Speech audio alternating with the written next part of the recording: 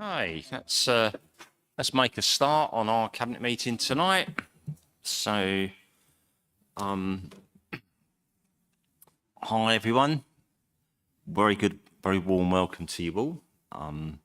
There's no fire alarm planned for this evening. Should the alarm sound, please leave via the nearest available emergency exit. Two of the closest exits are through the glass doors behind you and to my left, and through the double doors onto the riverbank behind you. So, and then please all meet at Cafe des Amis. That's just for the roll call, not for the meal. Okay, so it's just so. Okay. Members of the public are welcome to make their own recordings of this meeting using whatever non-disruptive method they think are suitable.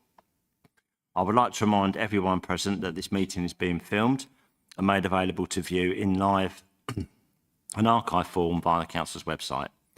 If you're seated in the public gallery, it's possible that the cameras may capture you and your image, and you are deemed to be consenting to being filmed, and your image and sound recordings could be webcasts. So if you're here, you may be on camera. The Westgate Gardens gates on the riverbank are locked at sunset, so members of the public must leave the Guildhall by the side exit that's behind the glass door. Okay, so before we start working through the agenda, we will have a representation from members of the public. Hello, we've got some members of the public here. I'm assuming that you're not. Okay, thank you anyway.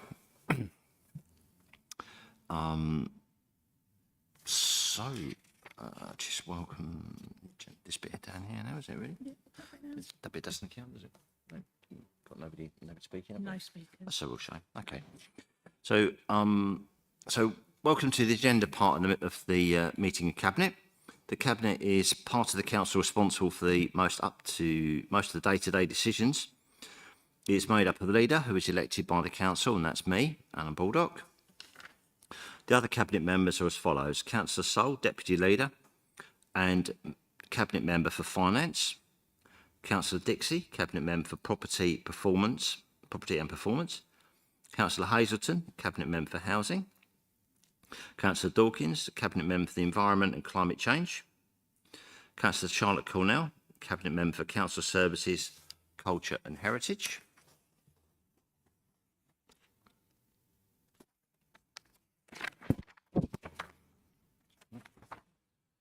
Councillor Chris Cornell, Cabinet Member for Economic Development and Inclusion and the Coastal Towns Champion. Councillor Ricketts, Council Member for Tourism, Transport and the Rural Champion. And Councillor Nolan, Community Engagement, Safety and Enforcement. The Cabinet collectively provides strategic leadership for the Council.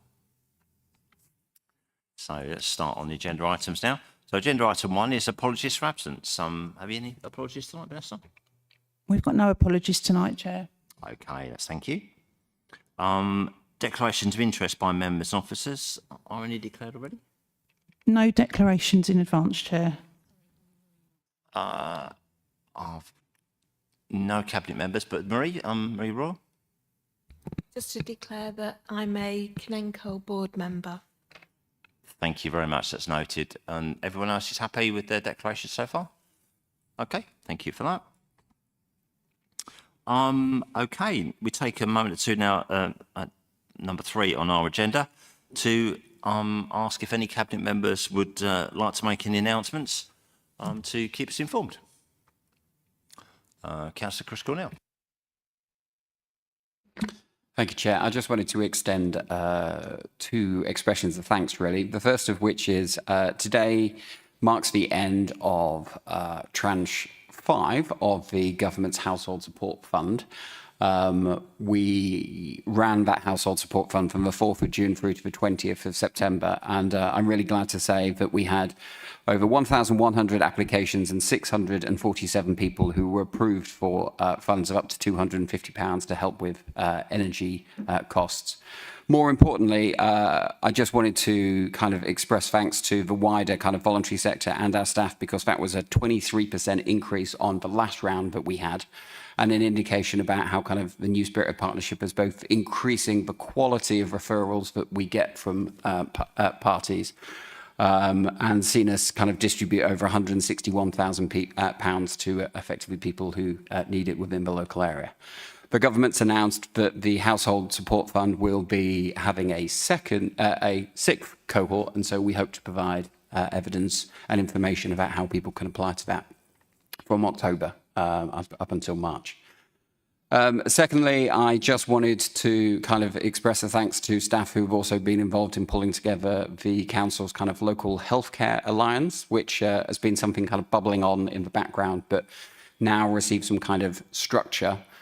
So last week, we met as a group of about 25 of us, in Herne Bay Family Hub, colleagues from Public Health, Kent County Council, ourselves, and a range of voluntary providers to agree a new structure for the Alliance, which is being chaired by myself and Claire Shelton from Social Enterprise Kent. It's a kind of new and emergent way of working, both at a kind of strategic level and a very operational level, which is based around kind of testing a concept that there are kind of no hard-to-reach people anymore. There are just hard-to-reach services. And if we don't understand why services are not hard to reach, then perhaps we're not talking to the right people. So it's going to be a new approach in which we use some kind of different techniques which have been tried elsewhere to work with community advocates to identify the problems that they face and then come up with some creative solutions. And that's going to see very practically the development of a community health team pioneering that, particularly in Heron Ward, in the centre of Herne Bay, and more importantly, kind of looking at some of the wider strategic issues. And what was really positive about that meeting was also seeing kind of health colleagues like local GP surgeries come forward with some really interesting and innovative ideas about how we can improve public health. And it is the beginning of our journey, but it's kind of a really positive one to kick off. We hope that over the next 6 months, we'll be able to kind of detail in further how we'll be involving councillors in some of those wider conversations, and look forward to the work which has been started so well. Thank you. Wow, thanks, Chris. That was absolutely amazing, and that's exactly the work that we love to do and we want to do. And thanks for getting that started for us, and well done for taking lead on that. Really appreciate it. Thank you. Connie. Thank you. I just wanted to say that on Friday, the 20th, I walked around the city centre with the police, the council enforcement officers, members of BID, and also the street pastors. And what we were doing was we were testing it from a consumer point of view, particularly because it was Freshers' Week. There were lots of students around, and so we did this late in the evening to sort of pick up on particular things. And I just wanted to say that it emphasises how sort of having safer streets is about the partnerships working together. And there were some very good points that came out. I mean, particularly I was looking with a sort of, a woman's safety eye, as it were. But also there were other things that came up. And it was very, very good to walk around with, as I say, with the police, the council enforcement officers, street pastors and the BID, because we could have live conversations about problems that we saw and ways of solving them. So I just wanted to say a big thank you to those partners that we work with. Yeah, it's about partnership working yet again. So that's really where we want to be. And that's another example of that. So thanks for that, Connie. Any other points by any cabinet members? Councillor Hazelton. Yes, thank you. Thank you, Alan. So I just wanted to let people know that earlier this month, on the 3rd of September, I went up to Westminster for the launch of Securing the Future of Council Housing, which is over 100 local housing authorities have produced a report with a number of recommendations and asks of the new government about fixing basically fixing the public housing system in this country, and it was very inspirational. What was really impressive was that the Minister for Housing, Matt Pennycook, had already referenced it in the House that morning prior to the launch. So I think, pushing at an open door there are a number of quite ambitious asks, not all of which I think, being realistic, are going to be granted, but a lot of really practical measures and a show of unity across, councils of all political colours and none. So just wanted people to be aware of that. And then closer to home, just recently, I went up to our new homes at Broad Oak with some people from the Residents' Engagement Panel to show them around before the first families had moved in. And I'll look forward to their, I had informal comments and feedback from them on the day, but I'll look forward to their next formal meeting to hear back. But people were very impressed, and I would say particularly with the adapted ground floor flats that are, built to be wheelchair accessible from day one. Thank you. Fantastic, thanks for that. Again, big lead on housing there. Councillor Dawkins. Thank you. Yeah, it's just a rehash of an announcement that's probably already made on the last one, but just to say that Kingsmead has its official launch opening very, very soon. And, for my climate hat on, that was a big decarbonisation project which will go towards our net zero targets, as well as being retrofitted and all that sort of thing. So it'll be opened by the Mayor, I think, on the 7th of October, or on the 9th, or the 11th. One of those. Just pick which one you want. Next week. Yeah, that's all I wanted to say. So exciting news. Yeah, thanks for that, Mel, and thanks for that Pip as well. Yeah, I mean it's just next week. I'm sure it's the 15th. Seems to ring. The 11th, is it? Thank you for that. Well done. Look, somebody knows what's going on. Thank you for that. Yeah, and just stepping back a little bit. Myself and Councillor Hazleton and Councillor Nolan were all at the conference. Well, all of us actually at the conference, Labour Party conference, and I can say that housing was top of the agenda there, over and over and over again. So I think we were looking for lots and lots of stuff to come forward from there. So you should take it board, and we were very much part of that conversations that were going on there. So useful to do. Thanks to all of you for that. Appreciate it.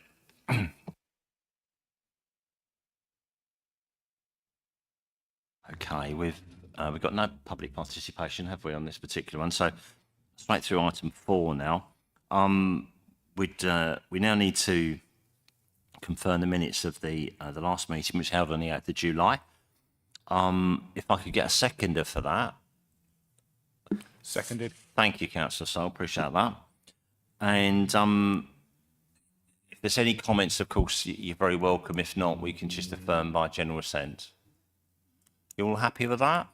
Okay, that's great. So we can take those minutes as confirmed.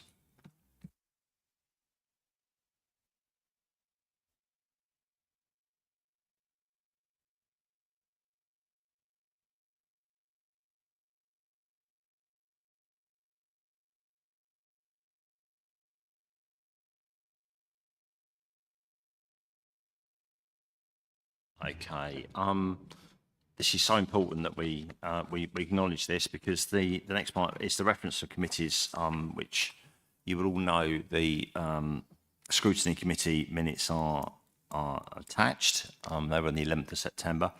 Great discussions had there that really do influence our decisions. We've all had a chance to look at the report, the agenda report that reflects some of those points, and of course the minutes themselves, which I think were a really good summary actually of my recollection of that meeting. So if you're happy with that, then we can we can note those, that the minutes of scrutiny committee held on the 11th of September as part of our thing. So just general assent for that, if we're noting that, if we're okay with that. Thank you for that. Now into part A, that's these items that can be discussed in public, which I think is just about all our meeting tonight.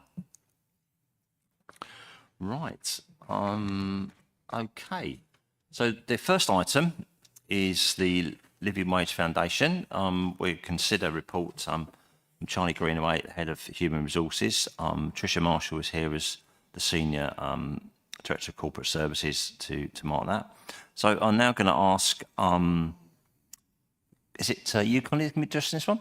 So yeah, if Councillor Connie Nolan would take this as the lead cabinet member, but also Councillor Soul is also involved in this particular matter. Obviously, the cross-cutting nature of our briefs would allow that. So, if you could give your introduction, Connie, and propose the resolution for a second as well before you finish, and then obviously, Mike, if you want to add anything, then please do at this stage as well. Thank you. Thank you. So, living wage employer. Of course, everybody is familiar with the national minimum wage, which the Low Pay Commission reviews each year. But one of the things that we wanted to do is we wanted to distinguish ourselves as a city council that paid a proper living wage, not just to our own employees, but also to people who carried out contracts for us. And we have quite a few people on contracts. And I'd like to pay tribute to the people in the HR team who have been working very hard on this. Charlie Greenway as head of HR, but a lot of the spade work, if you like, was done by James Tomlinson on this. And I like to publicly thank them both for that. So one of the things that we are looking at tonight is actually bringing in line our contractors into the remit of the living wage employer. And the important thing is that it isn't just about making sure that our contractors are living wage employers. It's about making sure that we are a council that do care about not just our direct reports, our direct workforce, but also the wider workforce, because we have a role as a council to set standards. And one of the ways that we can set standards is to make sure that we are making sure that people in the district are being paid a fair wage.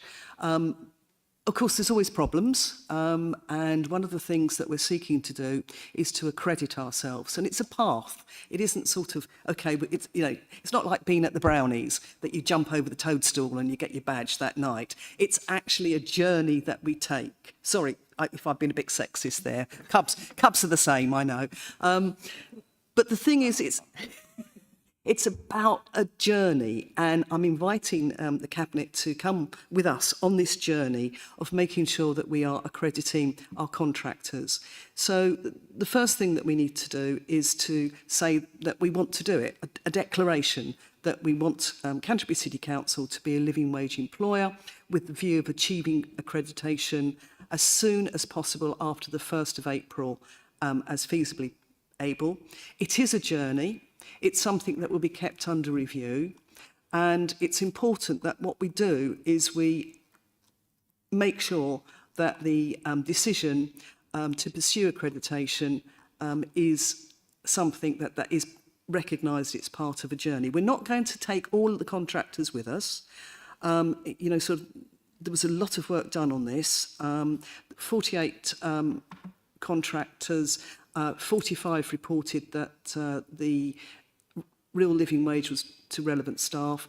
3 contracts, it's a work in progress on that, but we can go for accreditation without having all the contractors on day one being in line with that.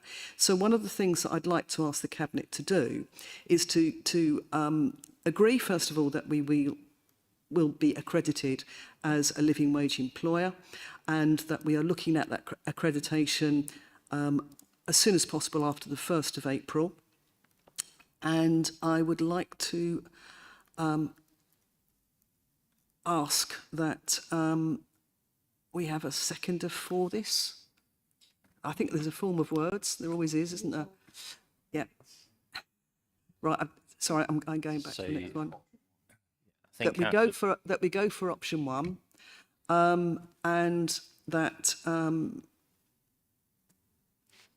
I'm asking for a seconder that we go for option 1, as in per the agenda. I'll second that. Thank you. Councillor Sol.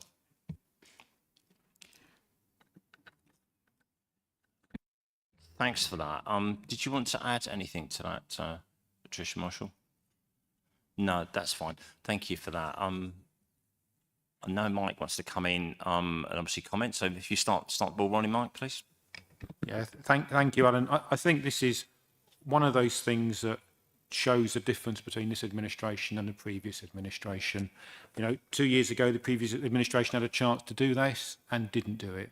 And we've looked at this, and there is a modest additional cost to this, to the council. There will be a small uplift in some of the contract prices, but it's a price worth paying because it will help lift just a few more people out of poverty in our district. And why should people who work for this council on our contract not all be paid the real living wage?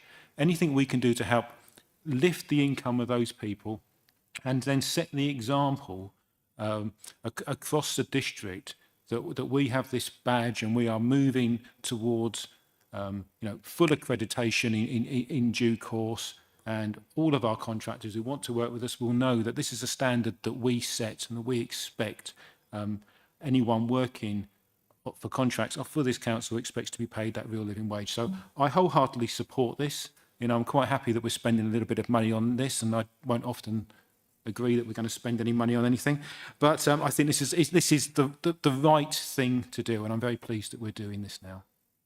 Thanks, Mike. Councillor Dawkins? Thank you. Yeah, I 100% support this as well. Thank you, Councillor Nolan. And yeah, we do have to set a precedent, and someone has to take the lead to make sure that people get a fair wage, a real living wage. Also, with Labour's New Deal for workers coming down the line that was set out in the King's speech recently, you know, working conditions are going to get better for a lot of people, and this is kind of in line with that policy change. Also, it shows, you know, our thoroughness with the motion, the notice of motion that was put forward by our councillors, and, you know, we've taken this through to its conclusion. And, you know, this is what our councillors on the council wanted. So I think this is great. And, you know, the irony of it is that it's a shame we do have to have this accreditation to make sure that people are given, like, a real living wage. But there it is. We have to do that. And hopefully this will snowball and other employers in the district will follow suit. Yeah. Councillor Hazelton? Yes, thank you. Thank you, Alan. So, yeah, I support it wholeheartedly. It's part of a circular economy. You know, local people, most of our contractors will be living locally, they'll be spending locally, and it's good, you know, it's good for our economy as well as good for those individuals. And I just want to name drop a little bit because I was at Labour Party conference last week and there was Labour for Business reception, very nice snacks. What was really heartening was to see that the Director General of the CBI, Ray Newton-Smith, and the Secretary General of the TUC, Paul Novak, were very happily sharing a platform together.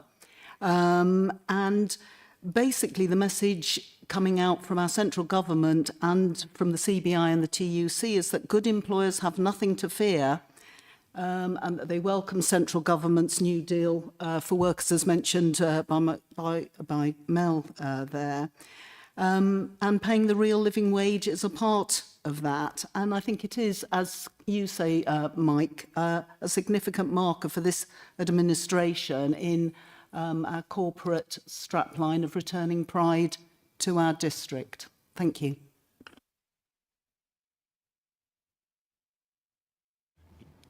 Yeah, is there anybody else? Okay, I think we've said it. I think we're absolutely 100% behind this. This is exactly what we should be doing. People should not be working for us on poverty wages. The wages are not exactly massively high, but at least they're a decent wage that people can bring up a family with some dignity and not have to rely on handouts from the state quite so much as before. So we're proud to do that. Thank you for that. So, just to be absolutely clear, what we're going to do now is to resolve that. We've got a proposal and a second in. Now, just for clarity, I will just read out the what we're going to resolve. That the project team can commence the work required to accredit Canterbury City Council as a living wage employer with a view of achieving accreditation as soon as April 2025, as they are feasibly able to do so.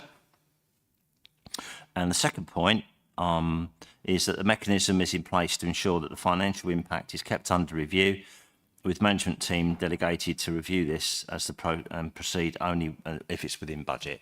So it's just keeping a weathered eye there to make sure that we're on top of that, but we don't anticipate too many problems, but we do need to be there. So those are the two things that we're going to vote for today. We're going to resolve it. So once we resolve it, it is a decision that we've made. So I think we need to go to vote, don't we? No? Okay. 4 is to before those decisions.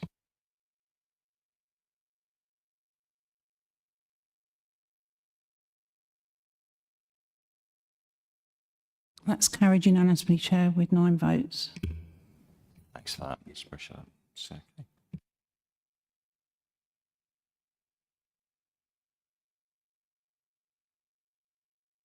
Keeping on the theme of contracts now and stepping back to our last cabinet member who's got, actually Connie tonight has probably got the biggest brief, I think, actually, yeah, really. We're almost there. So Connie, you're going to take agenda item 8, which is the procurement of a new enforcement contract, something which is dear to your heart. And I can see the steam coming out of your ears from here as well. So to consider the report from Marie Roll, with the Service Director of People. So what I'd like you to do, Connie, if you can, is just very briefly introduce what this is all about. And then we'll step back and we'll allow Marie Roll to fill in some details, if that's okay with you, Connie. Thank you. Thank you. We subcontract some of our enforcement to a contractor, and tonight we're going to be looking at the report and to look at the specification and to enter into an invitation to tender the process for the formal procurement of a private company to undertake environmental enforcement work on a no-cost to Canterbury City Council basis. Now, as Councillor Baldock has alluded to, this is something which is not the easiest of things to have in my portfolio, I'll be absolutely honest about that. And I like to work very closely with Marie on this to make sure that the contractor is on a tight leash. But we need to get this moving. So I would like to propose that we resolve the proposed specification and enter into an invitation to tender a process for the formal procurement of a private company to undertake environmental enforcement work on a no-cost basis to Canterbury City Council. Do I have a seconder?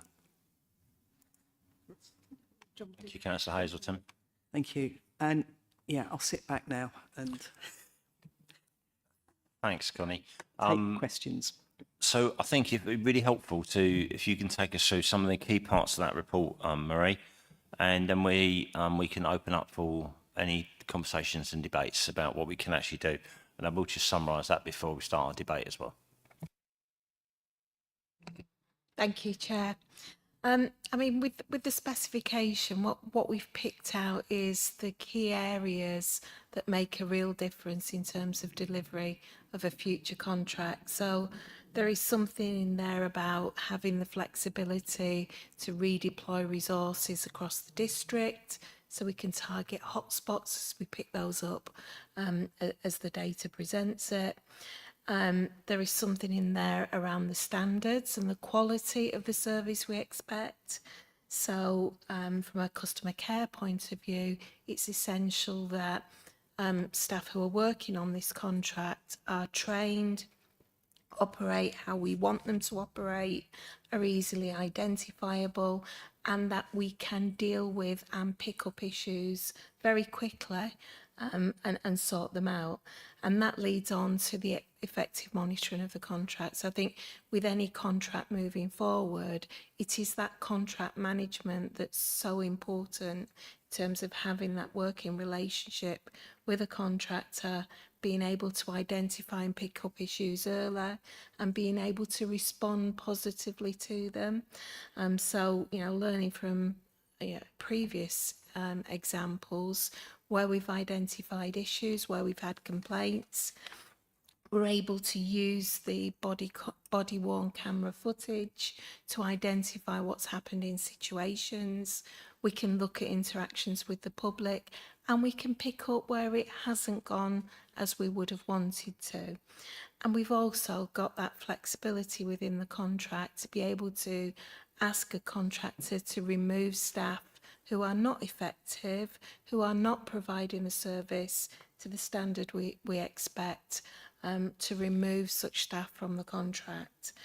And I think the other element is around social value. So testing what social value an external contractor can bring. And that's really important, whether it's through education, engagement activities, and raising awareness sessions with the public. So the specification sort of sets out those expectations. I think there's a need for a little bit of flexibility with this contract. So, you know, Cabinet can give a view and resolve the specification in principle tonight, but there does need to be a bit of flexibility with the specification. So if we do want to change anything in the future, that there's delegation given to myself as service director in consultation with our cabinet member to make any changes to the specification. And just to put this into context, the reason that we've gone to an external enforcement provider for the issues listed in table 1 of the report, section 2, is that it means our own environmental enforcement officers can concentrate on big ticket issues, on big cases that are complex, that we need to pursue through the courts. So this bolsters our enforcement capacity, but actually it's controlled in a way that we're ensuring quality and standards are met. Thank you, Chair. Thanks for that. We can obviously open the debate now. We've got proposed and seconded. Does anybody want to add some points to that? I'm going to go to Michael and then Mike, and then I'll start with the hands again because I missed a few hands. So take us to, okay. Thank you, Alan. My concern is that in the past, the contractors have gone for the easy wins, the dropping the fag end rather than the graffiti, the serious littering, or the fly tipping. I wonder whether this will be any different. The financial incentive encourages them to go for the easy, quick wins rather than the more difficult cases, which will take much more time. So really, it's a question.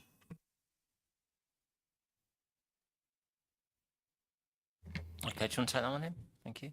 Yeah. And Yep, absolutely. And it's something we're very conscious of. So as part of the monitoring that we do with the existing contract, which we intend to replicate in the future, is that we review the figures and stats monthly as to where the tickets have been issued, why they've been issued, the profile of customers that have been issued tickets. And we do this specifically to make sure we're targeting the right areas and that there is no parts of our community that are being unfairly targeted. So that monitoring is in place. It's unfortunate that cigarette butts does come up time and time again. However, the environmental impact of cigarette butts being littered in the first place is huge. And I would say that the trends for the tickets that have been issued reflect the national sort of trends on profile of litter and issues being picked up. Mike, do you want to come in next? Yes, a couple of questions, if I may. I'm interested, first of all, to know, are there many contractors out there that will be likely to bid for this? Is it a very small pool of businesses that are in this line of work, or are we likely to see a significant number? And the current split of income, the 70-30, is that something that's part of the tendering process, that a contractor will say what they believe the split should be? So we're not just looking at if you like, whether or not they can meet the criteria we're setting out, but the financial split of that is also part of the tendering process. Yeah, do you want to come back on those? I think two good points there. Thanks. Thank you. In terms of the pool of companies, I mean, there are big players, there are national players, national organisations that provide this service. I think last time when we went out to tender, we probably had maybe six contractors who submitted tenders. In terms of the 70-30 split, it's something that we can test with the market when we go out to tender.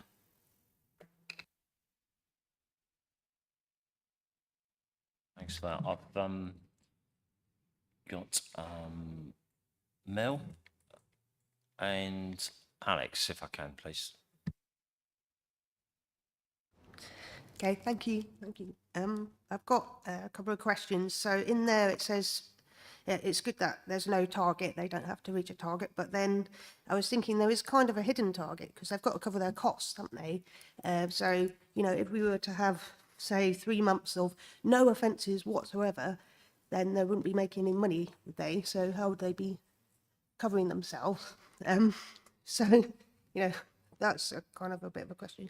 And then also on, you know, the EQ, the Equalities Risk Assessment, I mean, to me, that's the biggest, you know, issue. And there's loads of negatives and positives in there, and, you know, protection of people's characteristics, and how we're really, truly going to safeguard against not discriminating against those.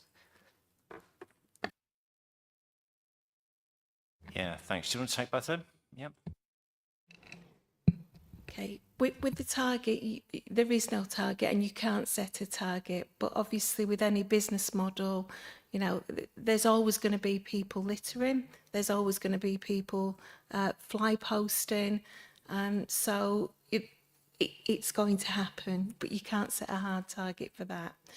In terms of the protected characteristics and vulnerability, again, with our monitoring, we look at that closely. And there is discretion with our enforcement policy that, you know, if somebody is experiencing mental health issues, you know, if it's a young person under the age of 16, then there is discretion to handle that sensitively.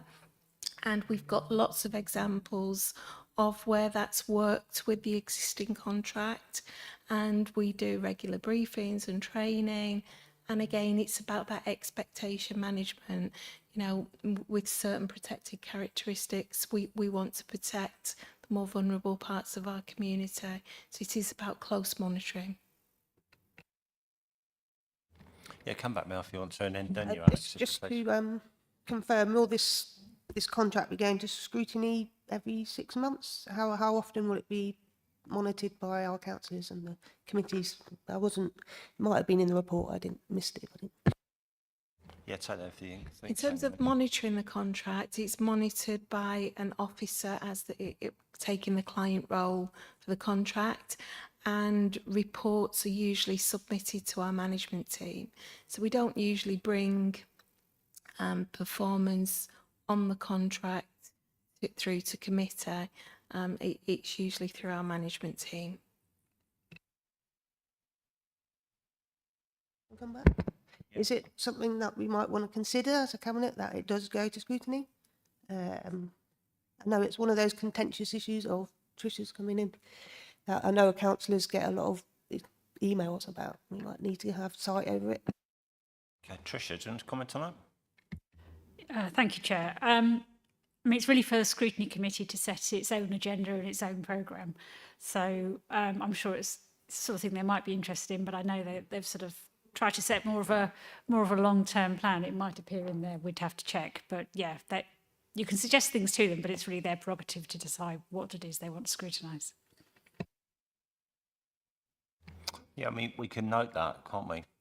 I think that scrutiny committee look at the outcomes of that on a regular basis and leave it to them to decide on regular. So Alex, and then I've got Chris noted as well after Charlotte. Thank you, Chair. Yeah, it's one of those things where I know, Connie, you talked about what your ambitions were for this area, and it's something that if we had a blank check and the ability to do it, we would probably go for option 3 and bring it in-house. And I think that the exemplar for that is the fabulous officers that do the big ticket environmental enforcement stuff that we've spent some time with. I think they're absolutely brilliant, and it would be wonderful if we could replicate them on a grand scale across the district and bring it in-house, because I think, like everybody else, I've had plenty of people getting in touch with stories of being followed down the street with a cigarette butt in their hands, waiting to pounce, and these things. And those aren't always, of course, the people acting on behalf of the council. There are plenty of private companies out there that do this. It's an issue that comes up a lot, and I think some of the safeguards that are in the initial sort of draft specification, I think I'm pleased to see. This certainly the idea of not having a target, the protected characteristics, all these things. And as with anything, as we see the detail come forward with Marie, and I think from my perspective, there's an element of trust here. And I think with Connie leading it from a cabinet point of view and Marie leading it from an officer point of view, then it's not necessarily what's in the specification, it's how that contract is administered, it's how it is monitored. And I think that we've already seen a change in the way that things are done over the first period of this council as well. And I'm optimistic that with procuring a new contract with that mindset, that will improve the way things are done, because there is a huge difference in what's written on paper and what actually happens on the streets. So I think on the basis that I will trust my colleagues to pursue this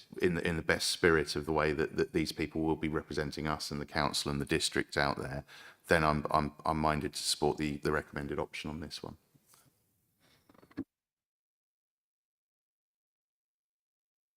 Thanks, Alex. Charlotte next, and then Chris. Thank you, Chair. I think that Alex articulated well my position as well.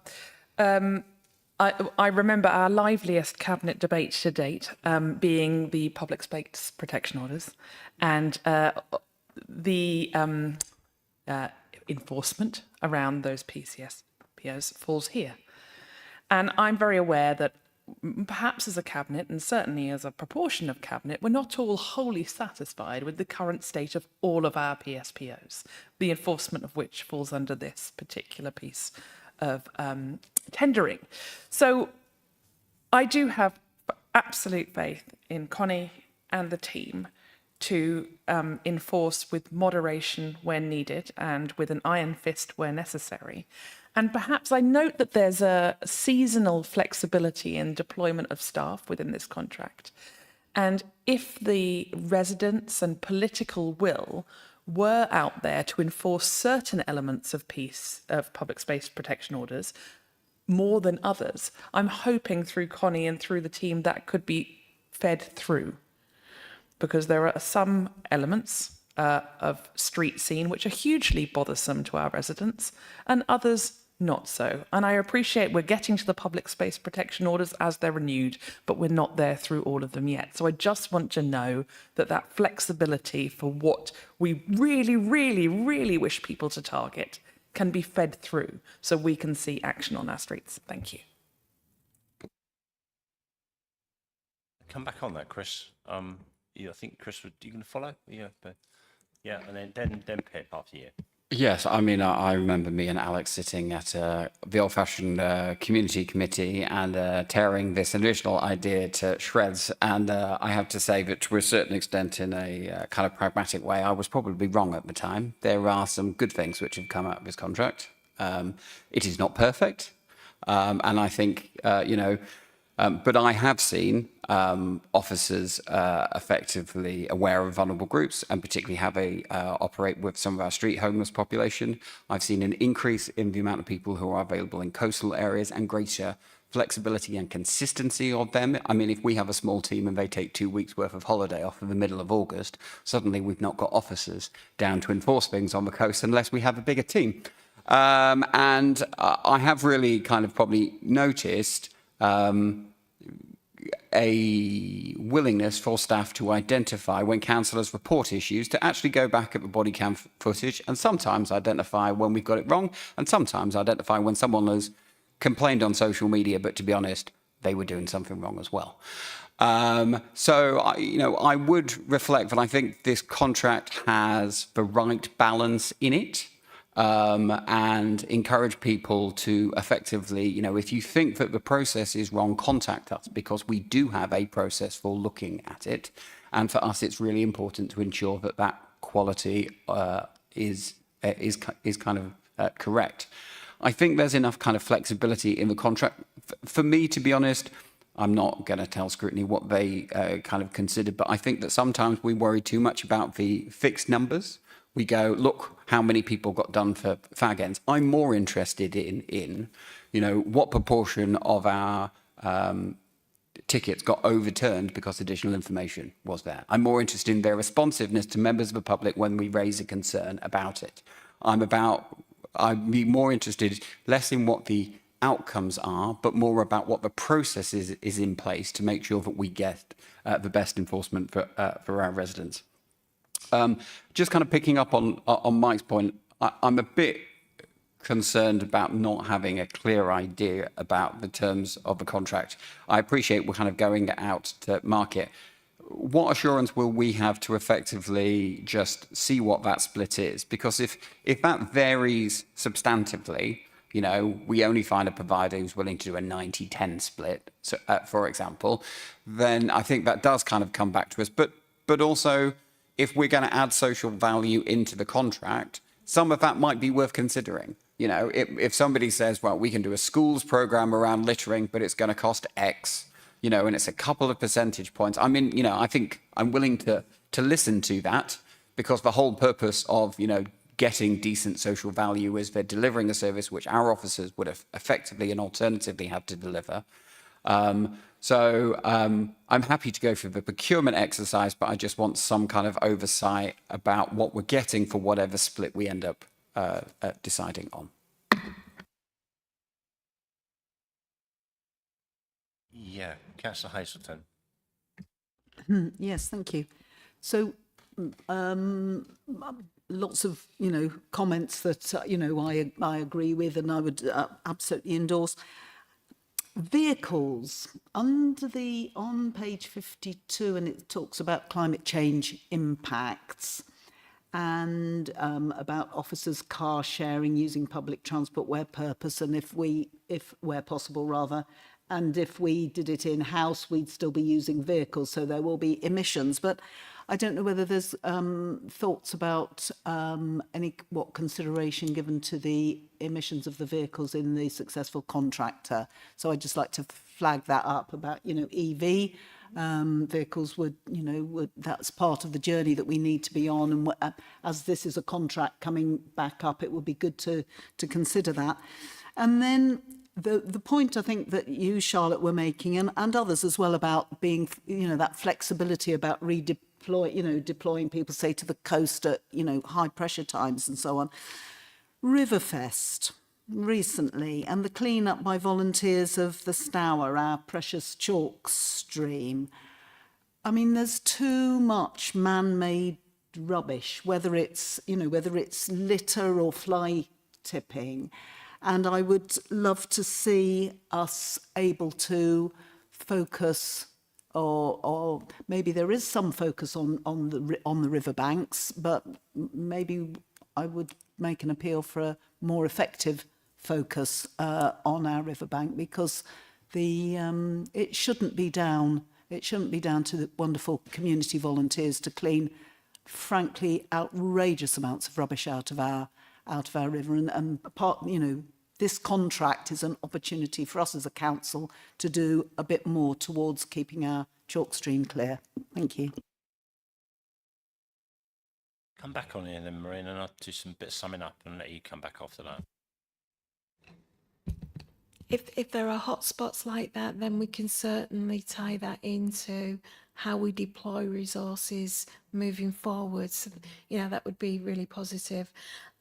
With regards to the social value and the split, with any contract, we can add weighting to certain aspects. So again, it's something that we'll look at as part of it.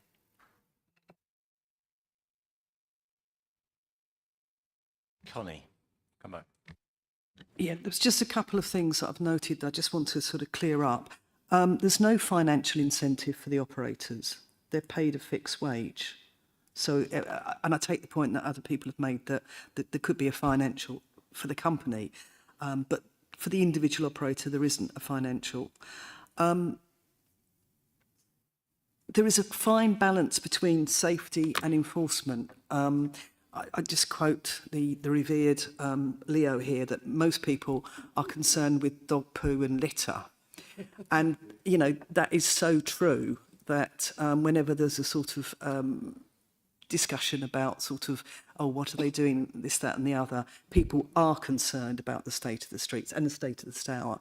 So I just wanted to highlight, I didn't know this, but from time to time, the part of the contract that we've got with NES at the moment, they go to primary schools and hand out dog poo bags on the basis that, you know, tiny pester power.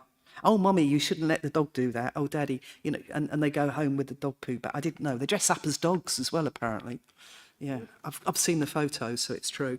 So there is a softer side to it. I completely agree with Councillor Dawkins, and it's one of the things that I have to pay tribute to the team, Lacey. She goes through those reports meticulously to make sure that there isn't any sort of one particular group.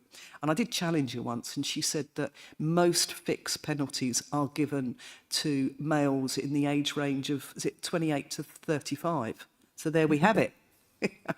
They're the ones that are the problems. And the other thing that I wanted to say is that, I'm sorry to bring this up, Charlotte, but in St George's Street, we've had a bit of a problem with the planters on the end of the benches. And I immediately got on to Lacey and I said, I want every fine that's been given for people to use those as an ashtray to be rescinded, please. Because if they look like an ashtray, people are going to use them as an ashtray. And she said, Connie, I've already done it. So, you know, let's pay tribute to the officers. They are on the ball. You know, you made reference to it, when we've sort of allocated portfolios, I said, and I was quite, you know, keen about it, I wanted to bring it in-house, but we haven't got the money for it. And at the end of the day, if we can improve on the split between the contractor and us, all well and good. But at the moment, we haven't got the money to directly employ people. I'd love to directly employ people, but we just can't do. So, you know, if wishes were horses and beggars would ride, as my mother would say, we can wish for what we like, then nothing will, you know, actually happen. So let's work within the envelope that we've got. People do get upset about things like dog poo. I do think sometimes there is an overemphasis on the enforcement officers following people round with cigarettes, and I've got a cunning plan, Marie.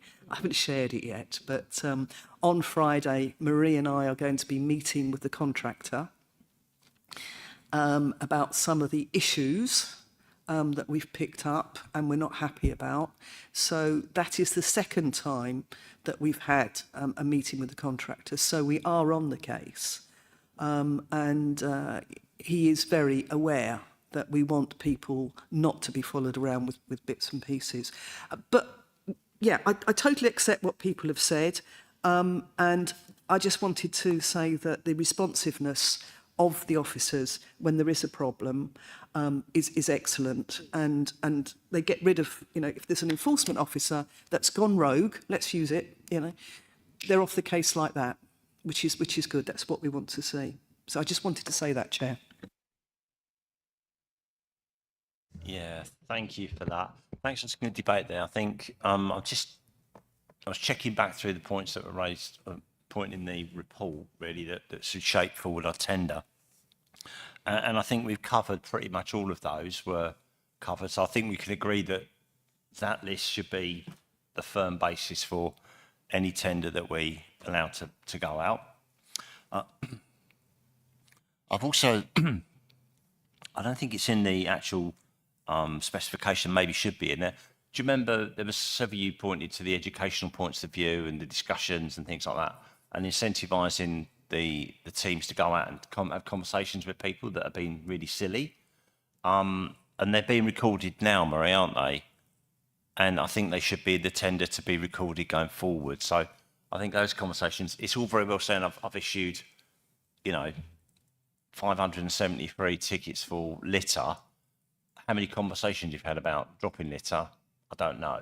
I don't want to be in that position. I want to know how many they've had. So I think if we agree with that, that's absolutely fine.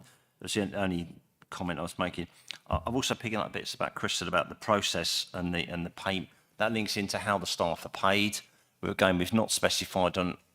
Connie's assured us that the current contractor pays their staff a salary, hourly rate presumably, or whatever. We need to be careful how the new pay grades are done. So that needs to be covered in any tender document that we're not expecting it to be bonus driven. I think we all agree on that. Several of you have raised that in one way or the other too, haven't you? And also, I think to be absolutely clear in the tender documents, again, many of you raised it in one way or the other about the split. It's 70-30 at the moment. If we get a load more stuff from it that's really useful to us in the way of clearing up our streets in the long term, then we can talk about that. So that is something that I think we're flexible to talk on. I got that message. Is that sort of a way of thinking that through? So again, that probably needs to be in the tender process, but obviously I think that could be quite imaginative from some contractors. They may well think that through. It might be quite a useful way of actually looking at that contract. Was there anything I've missed there apart from the final note I think we're going to do, which was go to scrutiny? Yeah, that we're suggesting that. So let's get the final bit. If I missed something, sorry. Yeah, Councillor Hazelton brought up sort of whether we could put in that they use electric vehicles. Good point. Yeah, good point. Yeah, that's their things. And Marie, was there something else? Yeah. Thank you, Chair. The other thing that was mentioned in the report was that obviously tweaks to the specification we could do with delegation given to myself in consultation with our cabinet member, Councillor Nolan. Yeah, that's lovely. And of course, that will be absolutely necessary. But these are just ideas from the cabinet tonight in public from some of the bigger ticket items that we're doing there. So absolutely, we can do that. And we rightly should do. So the other bit was the report to scrutiny. I'm wondering whether I would ask Connie to have a word with the chair of scrutiny committee and work something up after the contract is out, so that we have that new contract monitored. Very happy to do that. Yeah, I think so, and then see what the chair of scrutiny wants to bring forward. Chris, have you got a point on that? Yeah, I mean, I think as I said, the problem is if we look at all general numbers, there are some offences which we'd actually like to see enforcement increase on, so to speak. So I think it's about being pragmatic, perhaps a report to scrutiny on the KPIs for and the monitoring arrangements for the contract, because it's not just all about absolute numbers. I think it's actually about how we are engaged in that monitoring. So I think a discussion about how we're monitoring the contract rather than some of its total numbers, because as Marie identified, it's very difficult to break some of those figures away from national targets, and also redeployment of staff and concentrating on activities that we might want them to, where we would naturally expect to see a kind of increase in the contract because we're deploying staff better. I guess what it comes down to, Chris, is getting value for money out of it, isn't it? We're getting what we want out of it as a council, and it's working their way through that. So, Mel. Yeah, I think think when I was sort of suggesting about scrutiny, it was not so much about the outcomes and numbers. It was more to safeguard that the contract's not doing the things that we don't want it to do, sort of more, and not penalising people for the wrong reasons, all that sort of stuff. Because that's why that was my looking at it. But there's lots and lots of things we can scrutinise, but that was my main thing. And again, I think that's my conversation that at some point in the future may well be a sensible way forward on that. Picks up Chris's point and as well. So that's really quite helpful. So I think we're happy to go out for tender. I know you'll be talking to Connie as that tender process goes forward. If you need to bring it back to Cabinet, then of course you can do at any time. And I'm sure we'll be happy to review it. So with that, if I just read out what we're going to do again, shall I, Connie, this time? If I can find the right bit of those. Okay. To resolve the proposed specification and to enter into an invitation to tender process for the form procurement of a private company to undertake environmental enforcement work at no cost to Canterbury City Council basis. And we already had that seconded, didn't we? And Pip done that. So a vote for is a vote to allow that to happen.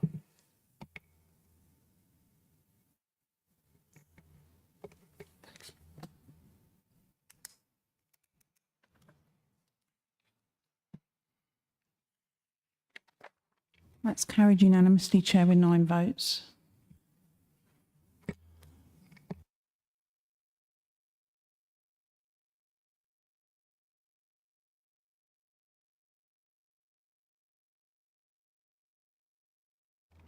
And it's a Connie Nolan show for item 9 as well. So this one, Connie, it's almost a much more easy one for you to do that. So if you'd like to just introduce that item, tell us what it's all about, and allow Marie to add any comments, and then we're here to just to note that that performance of the Canterbury Community Safety Partnership. Thank you, Chair. It's a requirement for the council to have a nominated committee for oversight of the Canterbury Community Safety Partnership crime and disorder functions, and the council scrutiny committee has agreed this. I'd just like to make a personal note. Over the last, coming up to 16, 17 months, I've become very aware that we can't do anything really effectively without having partnership with other agencies. And one of the things I mentioned earlier about that I went out in the evening with our partners, and it's so important that we have this committee which brings all the strands together. And it's a very intuitive kind of committee as well. It's not one of those committees that sort of, it sits there and it's very staid and whatever.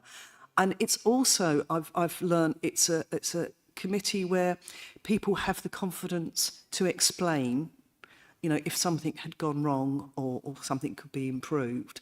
And it's having that confidence. So just on a personal note, we do need it. We've got to have it. There's no question about that. But it's a really good committee for people to talk about the problems that are there and how they can be overcome. And I'm particularly struck, to be honest with you, by the imagination and the enthusiasm of the people that attend. Because, it sounds sort of community safety committee, well, that's okay. But actually, there's all sorts of little grants that people come up with and things like that. And it's so wonderful to actually have that. The other thing I'd like to say is in my ward with Pat Edwards, Councillor Pat Edwards and Councillor Paul Prentice, we also attended an all-out day, which is organised by Kent Fire and Rescue and the police and the council enforcement officers, and actually going and knocking on people's doors and talking to them about their problems. Now, those of us with some marketing background will know that at any one time, 80% of people's problems are the same. And I learnt so much by being in partnership with these agencies. So instead of saying, oh, yes, okay, I've made a note of that and I'll send an email, I could say, I know the person that you need to speak to about that. And then I stood there on the doorstep with that person from the agency, listening to them talk about how that could be resolved. And I think there's an awful lot of learning that we as councillors can do by sort of the fact that we have such partnerships. So to get back to the business in hand, we have a report before us that we need to note the performance of the Canterbury Community Safety Partnership, the strategic priorities identified with the Community Safety Plan, and the comments made by the Scrutiny Committee.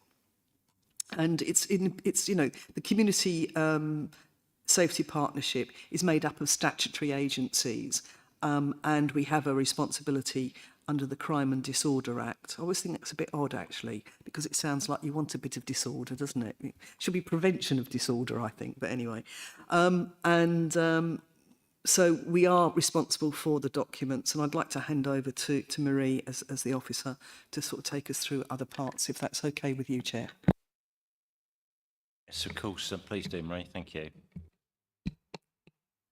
So the report itself sets out the strategic priorities and reports back on performance against those in the last 12 months. And as Councillor Nolan has said, none of this is achievable by any single agency on its own. It is about partnership working. It's about being live to issues. So whilst the priorities are set over 3 years, every 12 months we review the data. It's a data-driven approach. We look at the data. We look at, is there any new emerging issues? And as part of the Community Safety Partnership itself, issues are brought up on a lifetime basis as well to that committee, and we look at responses. And all the time it is that, you know, who can do what to support a resolution, who's got ideas, how can we get funding? It's that collaboration in terms of looking at ways to address issues in our communities. So the report outlines some of the achievements.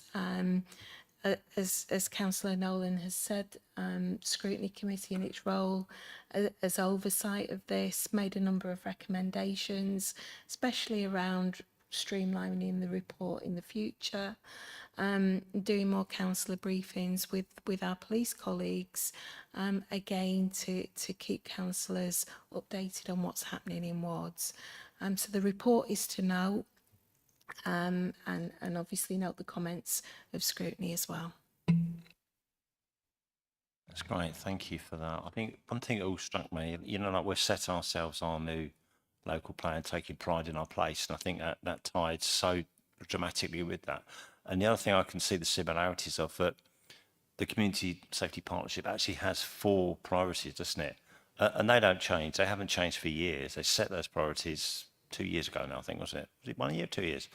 And they can twist them a little bit and push one forward or back. But like us, we've got our priorities set for our whole administration, or maybe longer. And that's one of the big benefits, I think, of the stability and everyone pushing together onto the same plan. All of these organisations from all over the place working against the same sets of priorities over week after week after week without being flipped about too much. So I think that's really important, and I think we all reap the benefit from that now. We settle into it. Does anyone want to make a comment? I've got Alex, Mike, and I think it was you, Charlotte, was it? Yeah, and Charlotte. Thank you, Chair. I think, like almost all of us, I was at the Scrutiny Committee when the report came through, and Chief Inspector Stoner presenting some of the, and very impressive it was too. And broadly, some very good news there in terms of what we see quite often is that people think that there's this rising tide of crime, and actually, if you look at the facts and figures, there's been a lot of successes, and there was some really good news. And actually, as Connie said, working with other agencies, people across the community, I think that there's a real recognition by the police that that's the way that they can achieve what they're trying to achieve. But another point that was raised at the Scrutiny Committee, which unfortunately has hit the headlines, is some of the issues in Herne Bay. And I was reassured that Chief Inspector Stoner had that firmly on the agenda, as you would expect. It is a problem. It is and he obviously didn't go into a great deal of detail, but they are fairly aware of what the issues are there and have some plans to tackle them. So I think while there's a lot of good news, I think it's important that we have that coming back to us, because I was able certainly to talk to people after having been there for that report and been able to do that, to say, look, you know, it worries people a huge amount, and what they want to know is that not just the police but those community organisations are aware of the issues. They do have a plan to tackle it, that they are working against it. And I think that level, from a personal point of view, it was really good to be able to speak to a couple of people and go, look, you know, I've actually seen the people who are looking at these issues, and although it is really worrying, they are on it, and hopefully that we'll have a better report in that particular area next time round. Thanks, Alex. Charlotte? Scrutiny committee was excellent in the way that this was presented and interrogated, and I think they gave it a whole 50 minutes worth of justice, and many of the sort of there was a great deep dive there, and I'm not going to repeat any of the points that scrutiny made. So as far as to say that they were doing their job with aplomb. I'm really pleased to see that the new actions include the retail crime on the Kent Police Control Strategy. And some of the unions that I work really closely with have been having huge pushes on shopkeeper safety and the importance of tackling and taking seriously retail crime. And I'm really pleased to see that our community partnership is focusing on that, because it's not just about, there are lots of victims of retail crime. It's not just the businesses that lose merchandise, but often our shopkeepers and retail workers can be highly traumatized by some of the events that they are subject to and witness. So I'm really delighted to see that and wanted that on the record. Yeah, I think we'd all endorse that, wouldn't we? That was absolutely good point indeed. Quite terrifying, actually. Okay, Mike. Thank you, Alan. It's just so important that we keep our residents safe and do all that we can to do that. And as a district so dependent on tourism and also dependent on our universities, we need to make sure that our visitors and our students are safe and feel safe. And the impact of having a district that doesn't feel safe affects all of us. You know, the financial impact, amongst other things, if businesses don't want to open up here because they're reading bad news about crime and violence, then they won't. So it's so very important that this partnership works in the way that it does. And I'm always amazed, actually, how Councillor Nolan really embraces this. She lives this. You know, she is the perfect person to have this in her portfolio, and she's not just doing a job, if you like, with this. It's clear that she's completely passionate about this, and it does come through. And I have so much confidence with her running this in her portfolio. Well, what can I say? It's like, yeah. And you're just all heart, aren't you, Connie? That's what it is, isn't it? It's good. I don't think Councillor Sowell was indicating all heart, but there is an iron tinge there, isn't there? But yeah, thank you very much for saying that. And you're absolutely right. And I think, you know, Chief Inspector Paul Stoner made the point that I really have, part of it, you know, tackling violence against women and girls, because that is so much part of people feeling safe. You know, whether it's your daughter, your sister, your mother, you need to, your lover, your aunt. We'll go through the family. You know, everybody wants to make sure that women can walk the streets at night and feel safe, and that is so important. But thank you for that. Yeah, that's fine. Thank you. We need to note that. But do you want to come back, Marie? Thank you on that. Just one last point, just to reassure Cabinet that these strategic agendas are linked up. So I think Councillor Ricketts mentioned the issues in Herne Bay, and Councillor Cornell was speaking earlier about the Local Health Alliance. So obviously the link between disadvantage, crime, disorder, health and well-being, those links are there. And it's just to emphasise that those agendas are linked up. That's always so comforting. That's what we've been trying to strive for, isn't it, for years? So let's just really make sure they don't fall apart. And I think that's really fantastic. So thank you for that. We need to note that. If we're happy, we note that. I know Marie's made a few observations. If we're happy with that, thank you very much. Let's do that then.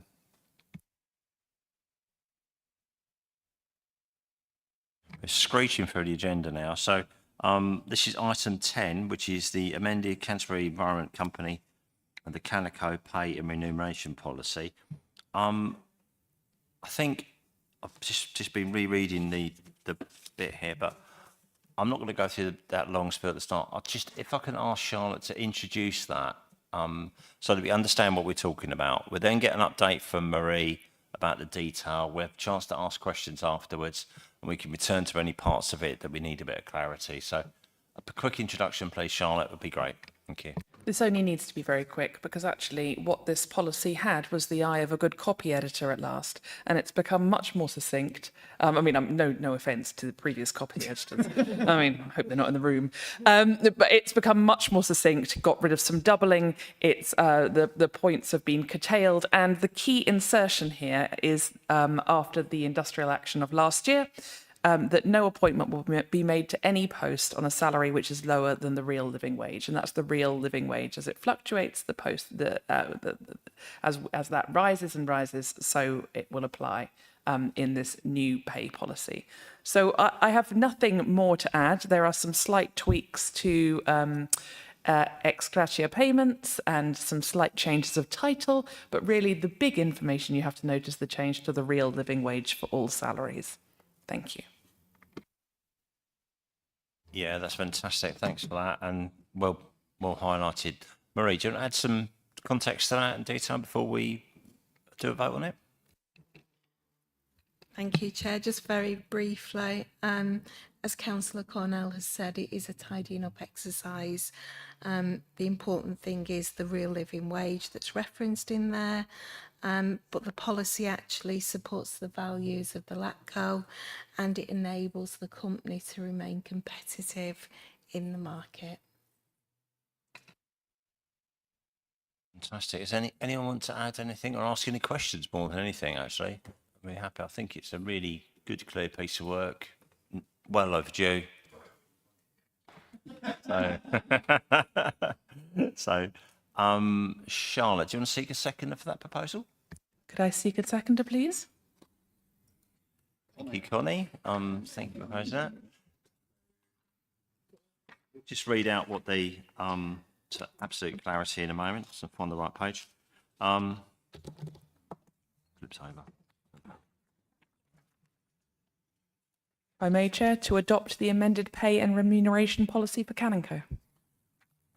Quicker than me. Thank you very much. That's what we're going to be voting on.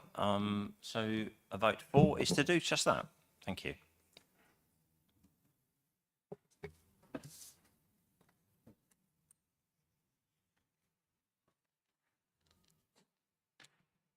That's carried unanimously, Chair, with 9 votes.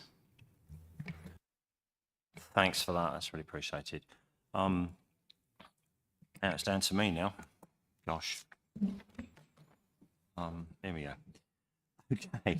So, we're going to consider this report, which is about the update to the local development scheme, which in real terms is actually the timetable for delivering and processing the new local plan, which would be what that's called. The officer here tonight is Leo Whitlock, who'll be able to help me out as I just briefly summarise what we're doing. I'll let Leo put some details in a moment or two. So, just a few. It's really, in essence, it's the timetable for the delivery of the local plan. I'll let Leo go over that with you in a minute, but we need to understand that with the new Labour government coming in May, then they decided to have a real big shake-up of the whole planning system, including putting out for consultation a revised NPPF, National Planning Policy Framework, which went out in July and it's just come back in after consultation now. It had lots of amendments to it, including all the headliners like mandatory targets for building and so on and so forth. So what we've decided to do as a council was to, or what the government allowed us to do was to park the mandatory, what was 25th of June next year deadline, and allow councils that were in the process of constructing their new local plans to bring their new local plan up to and meet the new NPPF standard of plan, which is what we're in the process of doing.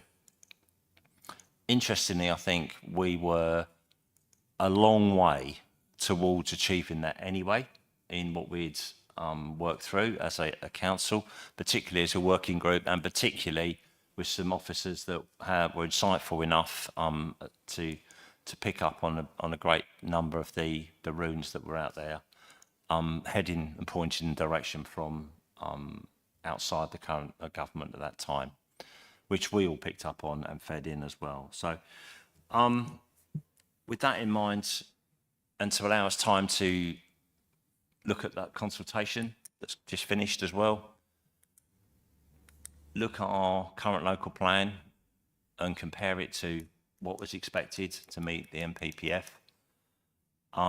and still get it over the line as quickly as we possibly can. And I just want to emphasise that the timetable that Leo will go through in a moment or two, to be absolutely clear, looks to go to the inspector in summer of 2026. We do not intend to go any longer than that. It's already longer than what we would potentially have loved to have, because it's a year longer at that point. It needs to be that long to get the work done, but we don't need to extend it any longer. As soon as we get a local plan, we're in a much better place. The Labour government, as Pitt will endorse as well, are not mucking about with that. They are absolutely adamant that all local authorities will have local plans. They will meet their housing targets, and those that are lagging behind will be dealt with firmly and probably by sanctions or whatever might be the case over the periods of time that going forward. We're nowhere near that. We're way in the right direction. We have nothing to fear by that at all. But what we do need to do is to keep working on it.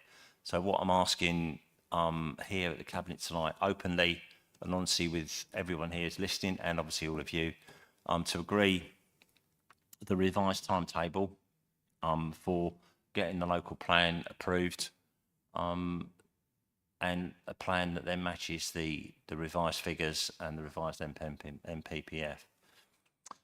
So I'll come back to you, just to update on that, and then I'll seek a seconder. Thank you. Thank you, Chair. I think you've covered most of the points on my bit of paper in front of me. The local development scheme is about openness and transparency, so people involved in the process can see where we are. It's important that we get the local plan through very quickly, because it's hanging over some people, some of the decisions that you as councillors and council will need to make. As the chairman said, the previous deadline from the previous government was June 2025. The consultation on the new national planning policy framework closed just under a week ago, and the government has said we need to take whatever comes out of that process into account in formulating our own plan. And at the same time, the government's going to come up with some local housing need figures as well that we need to take into consideration. So we need the government needs some time to take into consideration the consultation feedback, because as I understand it, it's been considerable. So that means we need to revise our deadline, but in a way that everyone understands where we're heading and the progress we aim to make. In hiatus, we're going to carry on looking through the considerable consultation feedback we've received and see what changes we need to make as a result of that. We're carrying on working through all the technical considerations that apply to a local plan. It's a huge piece of work. To mangle all my cliches into one, it's lots of moving parts. We're nailing jelly to the wall all at the same time and trying to work through all that really complicated process. We need to keep talking to our key stakeholders, as well as the community groups and others that have a keen interest, just to refine the plan and make it as the best it could possibly be. Other sites may come forward and we need to do the technical work as a team to assess those and see if they're suitable. And we need to make progress on the transport modelling, which we all understand was a key criticism of the last consultation, so that people know a little bit more, with a little bit more certainty where we're headed. So the new scheme proposes that we head to a regulation at 19 consultation in the autumn of next year. And Regulation 19 is a slightly more refined consultation. It's less comprehensive than a Regulation 18, where people are asked to give us their views on the legality and the soundness of the plan. And once we've been through that process, that all of those results go off to the Secretary of State, who then appoints a planning inspector, and we have an examination in public at some point. We're in their hands as to when that will take place. So that all of the arguments can be put to the test in front of a planning inspector, who ultimately makes the final decision on everyone's behalf. Thank you, Chair. Thanks, sir. I'm happy to take some questions, of course. I've got Mike and Mel at this moment in time. Mel first. Okay, Mel, and then Mike. Thank you. Okay, thank you very much. Yeah, I just, to start off, I would like to just read some comments that I've received, well, we all received actually, from the Save the Blean Committee, from the contribution from Julia Kirby-Smith, the chair of the committee. So I'll just read them out. So they're noted in public, and they're quite nice comments, really, actually. So, so we very much welcome the new dates proposed. Sorry, I've got a little bit of a cold as well, so I feel like I'm that one with the tube. Anyway, I'll just carry on. We very much welcome the new dates proposed for the local plan process and urge councillors to ratify the new timeline. It will allow more time for robust transport modelling to take place, the absence of which during the spring consultation period made it hard for full considered feedback to be given. It will enable the new MPPF and housing numbers to be properly incorporated into the local plan, with important changes expected, such as the stronger emphasis on brownfield sites and encouragement for councils to increase housing density in urban areas. It allows time for more potential sites to come forward.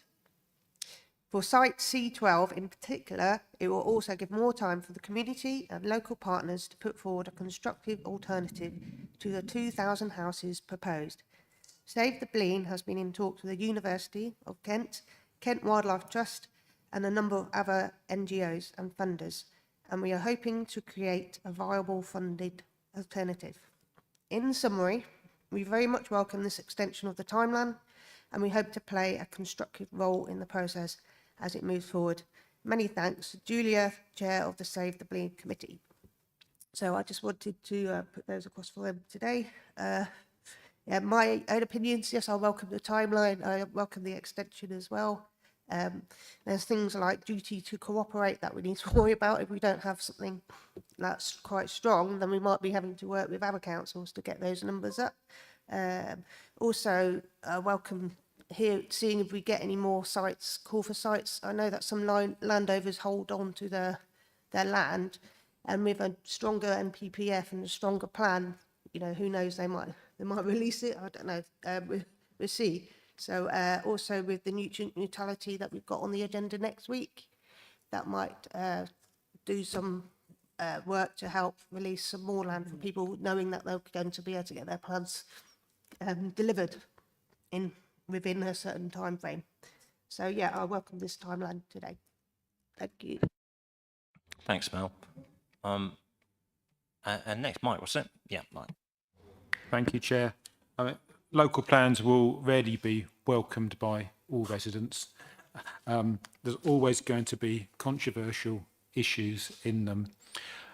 We know we've got to plan to build a certain number of homes every year. There may have been some question over that in the past, but we know under this government we've got a number and we've got a plan to hit it. And we've got to have a local plan, because without it, it's a bit of a free-for-all out there, and we don't know where anything's going to go or what infrastructure we might get to go with it. But I do welcome this pause, if you like.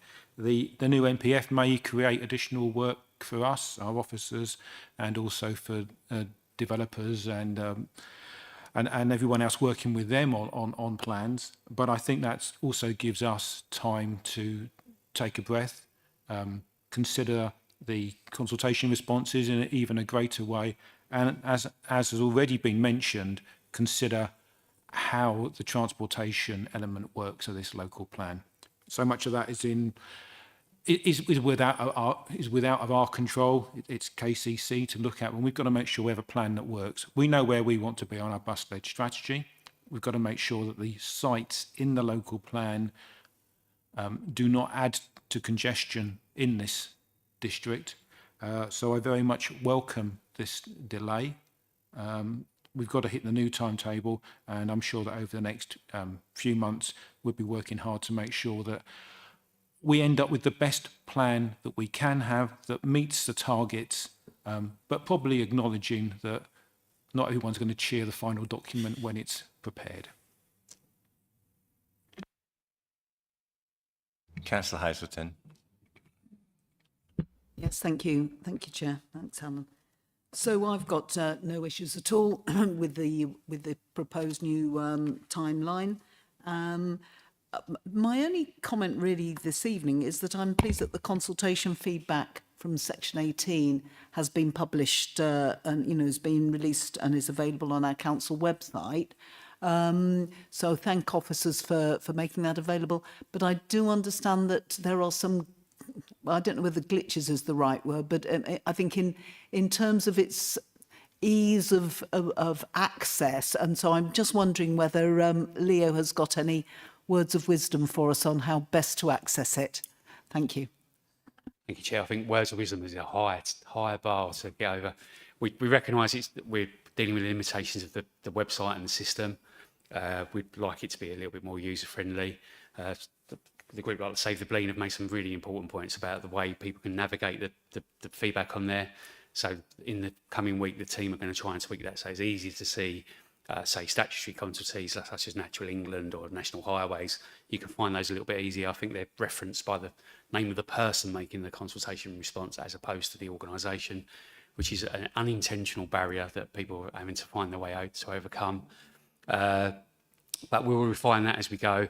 And in Section 4, I think written representations, there's not a list of the people who have taken part in that section, and we'll rectify that. But when it comes before councillors as well, it'll be a fully comprehensive and easy to navigate report, so that when you're making your decisions, when you're considering that feedback, you can do so with a degree of conscientiousness that it deserves. Thanks very much. I appreciate that. Yeah, thanks. Yeah, go ahead, Charlotte. Thank you. Thank you very much, Chair. Yes, I welcome the proposals here for the delay. Obviously, we are not in the position of knowing what the Labour government will yet say. We don't have the clearest channels up to the centre of government, and we don't know what it is going to reveal about brownfield sites or high-density housing and how we might prioritise those. We all have, much like our residents, great hopes for what this new NPPF will say, but we have to wait.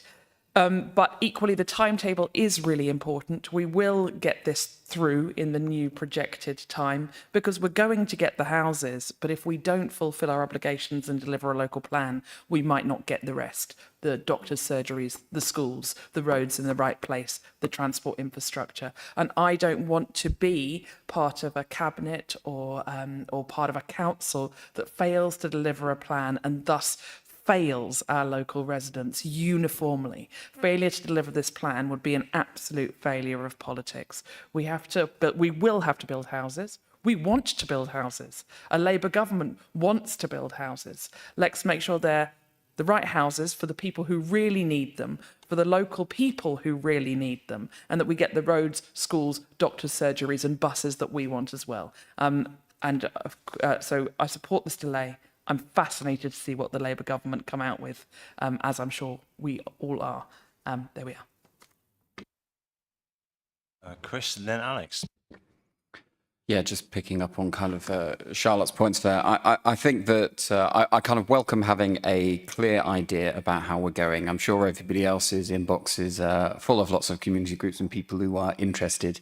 And it's trying to explain to people that basically at the moment we're in a kind of a twin track process. You know, this is the process that we are going at for establishing the local plan, which is about us fulfilling the obligations for housing in our area, not a series of obligations which are just linked to a kind of government number, but the obligations which exist when we meet residents in our local area who can't afford where they're living, who find themselves in homeless situations set long distances away, and how important it is, as Charlotte said, that we establish something which has good quality housing in the right areas and in a way which fulfills our obligations rather than gives developers a charter to absolutely kind of develop entirely where they want.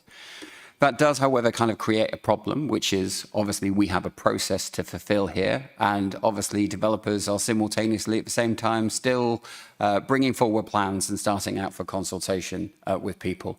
But I just want to explain to the public how important it is as local councillors to continue to engage in those conversations in the same way that Bleen said, you know, it's about talking about the viabilities of sites. You know, in the end, we'll have to decide where we build. But whatever happens, people will bring planning applications forward. And it's our responsibility as councillors to make sure that the plans that they bring forward are as good as they can be. And we have a role in making sure that they're aware about what local people's concerns are.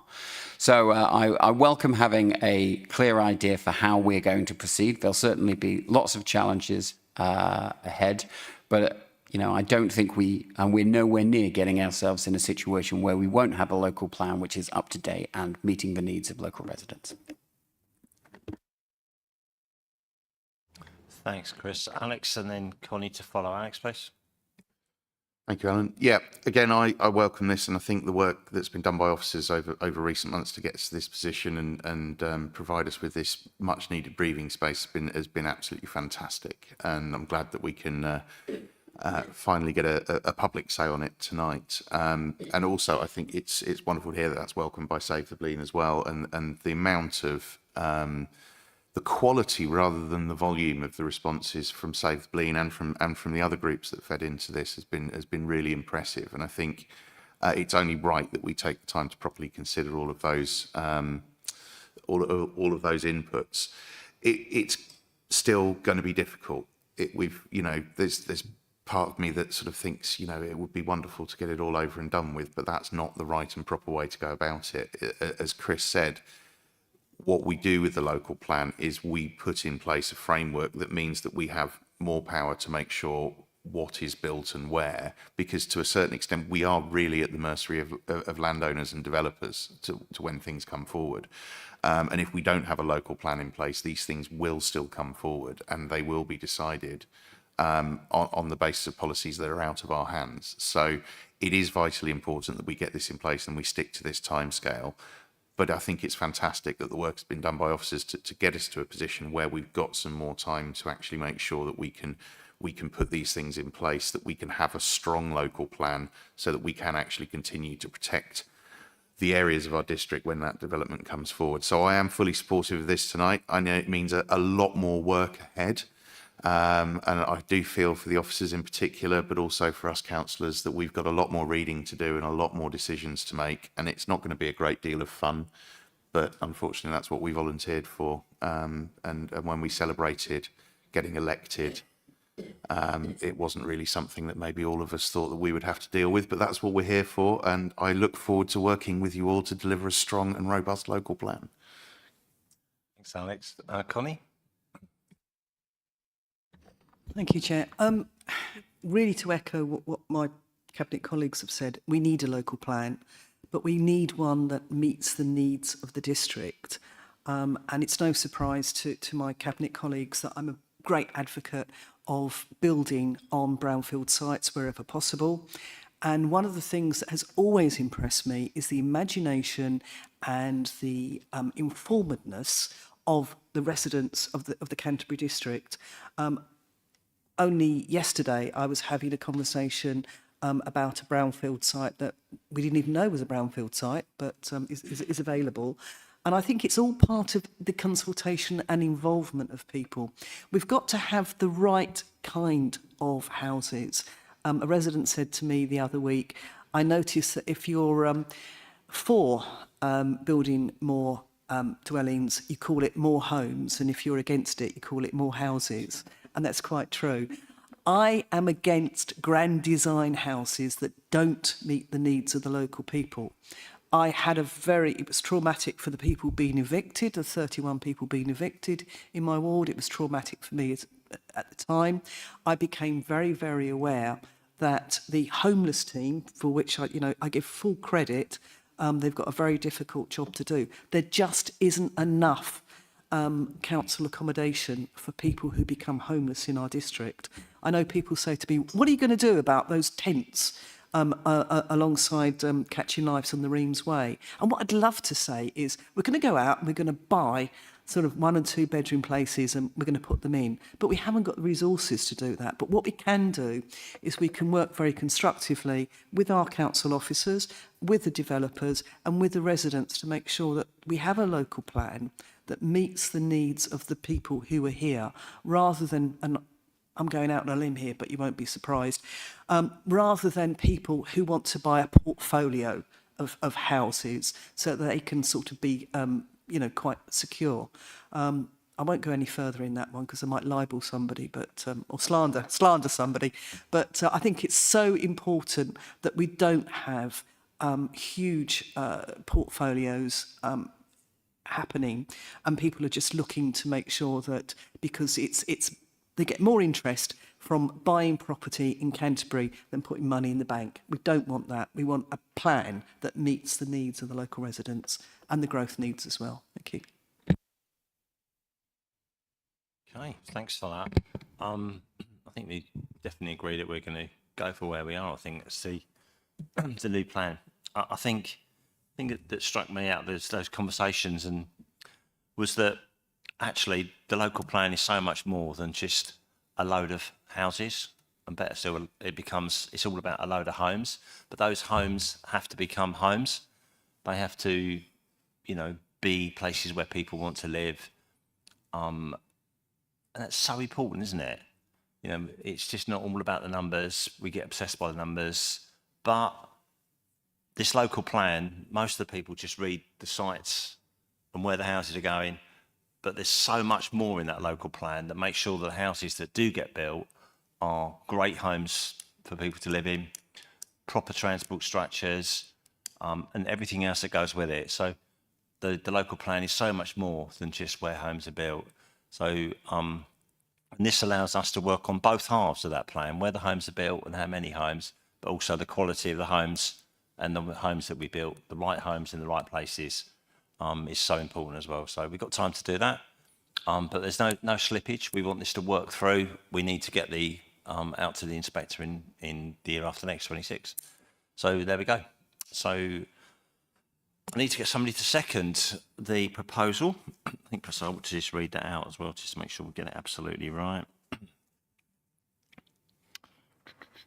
To resolve to approve the revised local development scheme, Appendix A, as set out in the report. So can I have somebody to second that, please? Thank you, Pip. Thank you. Appreciate that. So vote 4 is a vote to do just that, to approve the local development plan scheme.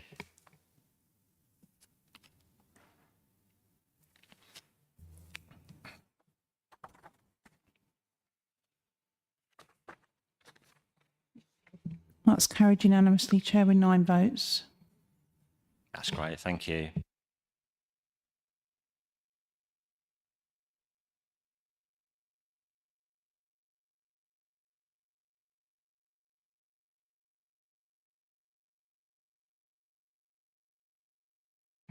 Right, item 13 now.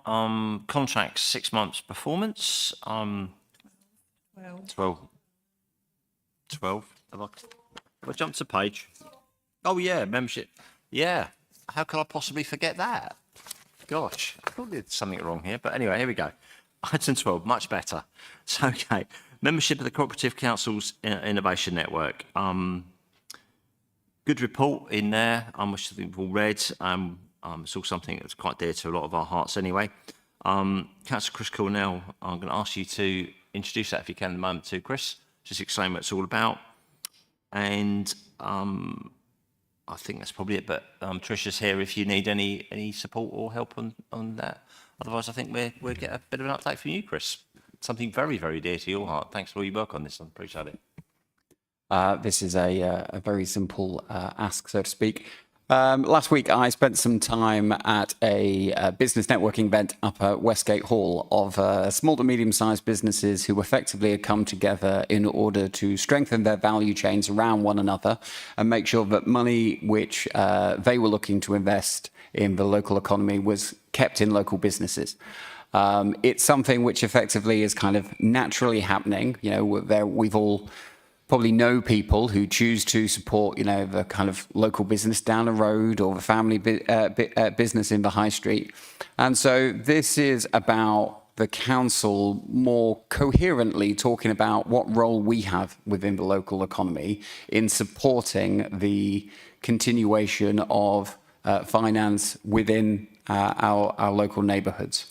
It's about joining a group of other councils who have started this journey, not effectively saying that we just need to kind of like import something which has worked elsewhere. But I think the interesting thing here is that this innovation network is a group of 30 councils, is one of the fastest growing groups in the local government association, and is not all your massive large metropolitan boroughs. It's also smaller district councils, whether they be Strood or Telford or South Ribble, people who effectively have just chosen to find a way in which they can make their own steps to improving the type of economy which they have in the local area.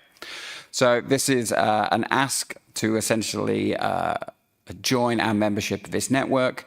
But more importantly, the key thing about this network is it is an active one. It's we have to clearly designate an officer who will effectively be the key point of contact and a political member of the cabinet to effectively take this work forward.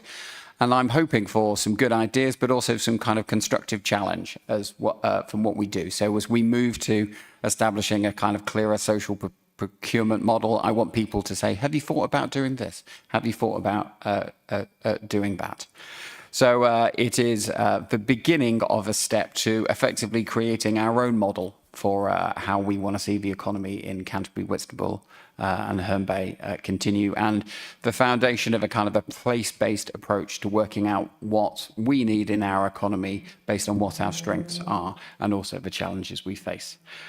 So I'd like to resolve that the council submits its membership application to the Cooperatives Council Innovation Network at a cost of £3,913 per annum. Can I get a seconder? Thank you, Councillor Hazelton. Yeah. Or actually,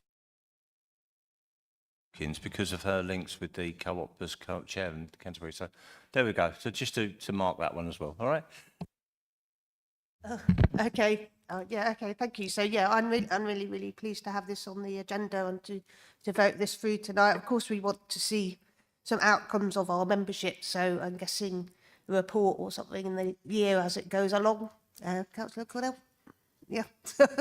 Yes, but as a member of the Co-op Party and the Labour Co-op Party and Labour Cooperative Councillor and also the Secretary of the branch, I am really pleased to have this to be part of this network. And also a very strong advocate of the SDGs, which is the co-op uses quite a lot, and I've attended many of the SDGs, Sustainable Development Goal meetings in the community too. So I'm just really looking forward to see how this plans out. And I like the bit in the report, walking the talk. That is the best bit in there, walking the talk. You know, definitely, if we're going to do this, we want to actually see some real cooperative policy, strategies, ideas happening in our communities, and really would be keen to talk with you, Councillor Cornell, about ideas and how we can make that happen, encouraging and empowering people to start business co-ops in the community, more housing co-ops. I know of one. Are there any more housing co-ops in the district? We need more. We definitely need more, and we need to really encourage that and demonstrate to people how excellent they are. I did live in a housing co-op for a while, and it was one of the best types of properties I've ever lived in. Community wealth building as well, you know, social procurement. There's just so much in there that I'm really excited for us, this council, to get on with. So yeah, totally endorse this proposal, and we'll vote for it. Thank you. Yeah, thanks, Mel. Anyone else want to make a comment? Councillor Sol. Thank you. A few weeks ago, we had one of our Lib Dem group meetings, and Councillor Robin Franklin came bounding into the room with all of his usual enthusiasm, having returned from conference, waving this document at me, the Cooperative Council's Innovation Network, a case study. And he said, can we do this? And I'll admit, I knew nothing about it. And I was initially, of course, very sceptical, because I see the word cooperative councils and I think of Labour and cooperative. And I'm thinking, hang on, what's this? This isn't doing something for the Labour group through the back door, is it? But I've had a look at this, and I do see there are councils there from other political parties, and I think actually, the Labour group or the Labour Party doesn't have a right to use the word cooperative and think that just because something is cooperative that it's their idea, and so I'm happy to support this. I do think we should, keep an eye on it every year, make sure we're getting value for money out of it. Well, actually, it's not just about the £3,900. It's about the officer time, and it's about making sure that we actually, our residents of our district are getting something good out of this. So I'm happy to give it a go. It sounds good on the face of things, but let's just make sure it's not one of those subscriptions we just pay out every month without thinking about what it's for. Councillor Pip. So, yeah, Councillor. Yeah, thank you. Councillor Pip here. So, so you won't be surprised as a Labour and cooperative member that I'm fully supportive of this. But you're right, Mike, that the Cooperative Councils Innovation Network is not absolutely, tied to the cooperative movement, but obviously has those principles at heart. So for me, yes, thanks for agreeing that the finances, are there to be able to make that membership. But it is about, as you have said, Mel, and you, Chris, about getting action and then seeing what value, because it will require some officer time and it will require champion leads, whether it's within the cabinet or it could indeed be, councillors out, other councillors who come forward with ideas. And for me, it's about sharing learning and also leading. So I think one of the principles is that a council can only be leading on one project at a time, to spread the leadership, to spread the learning, and to encourage others to come forward. I've already got one, really burning idea that I want to come at you with, Chris. So maybe it'll be about, I don't know how you want to, how the officer who's designated, or you want to open that up to suggestions, and how that might get that, these suggestions might get prioritised. So I'd just be interested if you've got any ideas about that, so that we don't all compete with one another. Do you want to come back on that, Chris? Yeah, I mean, I think that there is a kind of, we could try and do everything all at once, but effectively the key thing here is about trying to stop and look at our economy and the challenges that our residents and businesses face, and work out the gaps in which we can effectively kind of generate the greatest value for our residents. This is about learning from others and leading. And so, to be honest, we've identified that we'll have a working group of councillors operating on the circular economy. I'm having some conversations at the moment about how that can also involve local businesses and entrepreneurs, because when we think we're the only ones who know how to make businesses work, sometimes we come a cropper. But that needs to truly be a partnership and a discussion. And I think there's lots of people in this space that are kind of involved in that. So I welcome ideas, but more importantly, I think we have to work out what is the model which is going to work for us. And we have to do that by initially looking at our economy and what we think the kind of challenges are. You know, we are not exactly the same as Preston. We're not exactly the same as Oxford. Herne Bay's needs are different from Canterbury's. But this is a model for building the type of economy you want from the bottom up, which allows you that kind of flexibility. And kind of as Mike has kind of readily admitted, it's not a universally Labour idea. There are SNP and Lib Dem councillors and you know, and even some Tory town councils involved in a variety of places. So it's about learning from others, finding a way forward, but more importantly, taking some time to think about what is the type of economy that we want in our area and how we as a council can help shape that with other stakeholders operating in the space. Anyone else want to come back? Do you want to come back just quickly, Mel? It's just a question for Chris about how you see this moving forward then. If we agree on this today, what are your sort of first few steps and stuff? We'll start by paying our subs and identifying our officers and finding a way forward. The key next step will be establishing a timeline for how the circular economy group is going to operate. I would imagine that we'll do quite a lot of that kind of initial scoping exercise as part of that, but that can't be a delivery body, so to speak. We'll have to find people to go forward. But for the purposes of this, we're going to pay our subs and submit the application. That's what the next steps are. Tricia, do you want to just round up a few things, sir? Oh, no, just very briefly say, yes, obviously, first step is to actually pay a subscription and join. Peter Davis is the nominated officer, so I suspect he'll be meeting with Chris fairly shortly after that and working out a way forward. Thank you. So, Friday, okay, that sounds like a plan.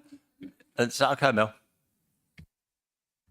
It was just, I'm sure you're going to consider this, but I just know that there would be other councils in the whole of the council that would be really interested in this and being involved in somehow. So I just want to make sure that that's in there somewhere where there's some way that people can feed in and be part of the journey. Yeah, I'll come on to that actually. I think in summing up, I'm absolutely delighted to sort of do that. I think that's absolutely, we are in the right place. I'm actually a Labour and Cooperative councillor as well, have been for years and years and years. And I think one of the funniest things we have to learn is actually people need to understand what cooperative is and how it works and how it feels. And it is actually a way of living more than anything else. So it sounds really weird as a concept, but actually when you start to live it and to think about it and not to try and break it up into little steps, you actually becomes a way of working that is a lot better for many more people. It's a way of sharing wealth. It's this circular economy that Chris talks about, and those sort of things are what we're trying to achieve in many senses every single day that we do something here. So it is a bit hard.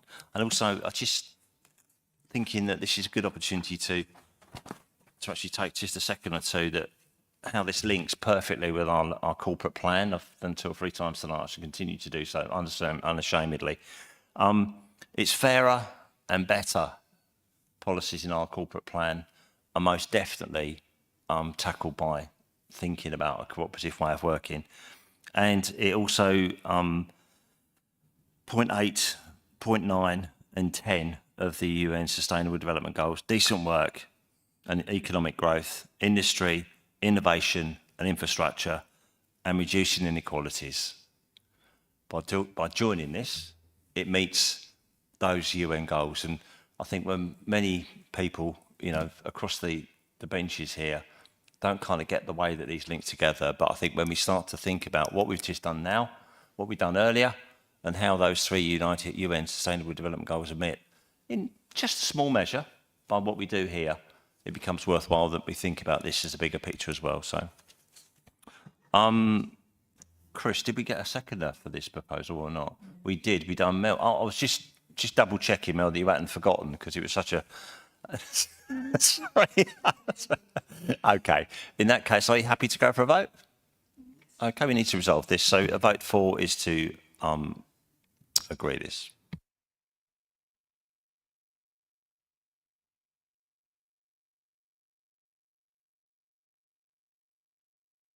That's carried unanimously, Chair, with 9 votes.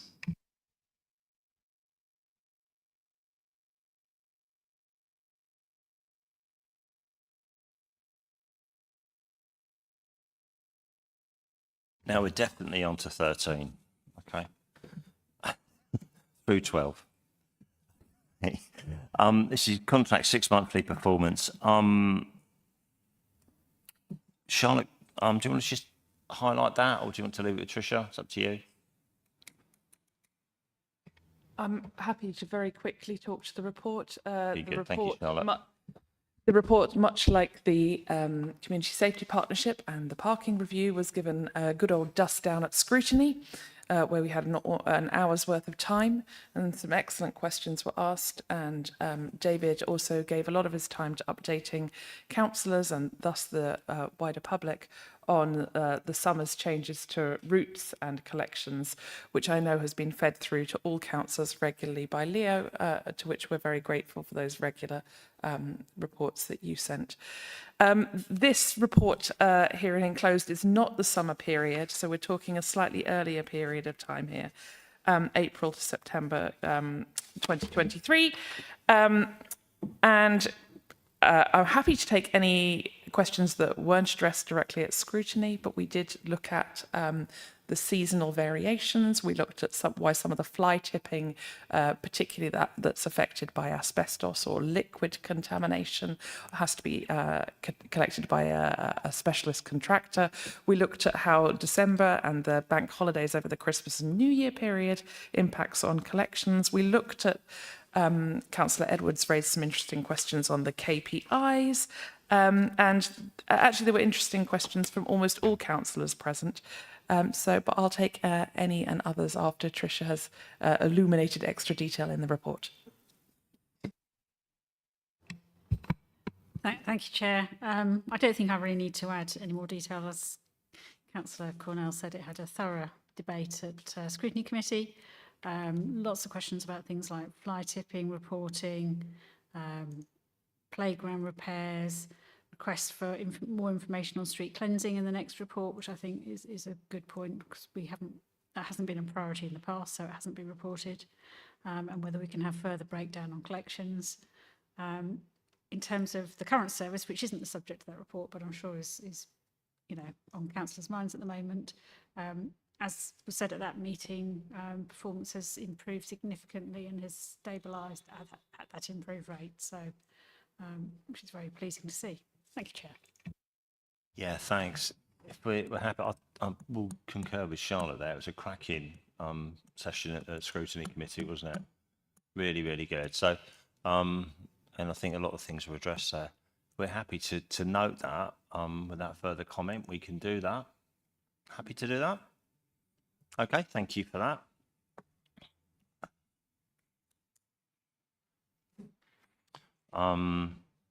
Next one is number 14, Capital Outturn Report, General Fund and Housing Revenue Account. This report's been prepared for us by Nicomas. Again, it's been scrutinised. Councillor Sol, do you want to just introduce that for us? Yes, thank you, Chair. As you say, this report was discussed by Scrutiny a few weeks ago, and they made a number of comments, some of which are in the report, but I just mention those again. There was concern about slippage on the capital project of the Herne Bay Pier redevelopment, and it was also noted that the Whitstable Harbour Board had agreed to run South Quay Shed for 2 years and then review operations after that period. And there were also comments about the housing revenue account, stating it was in a much better position, which reflected a lot of the work to stabilise the account and to get the council in a position that we can buy additional social housing. And of course, buying additional social housing is one of our key objectives.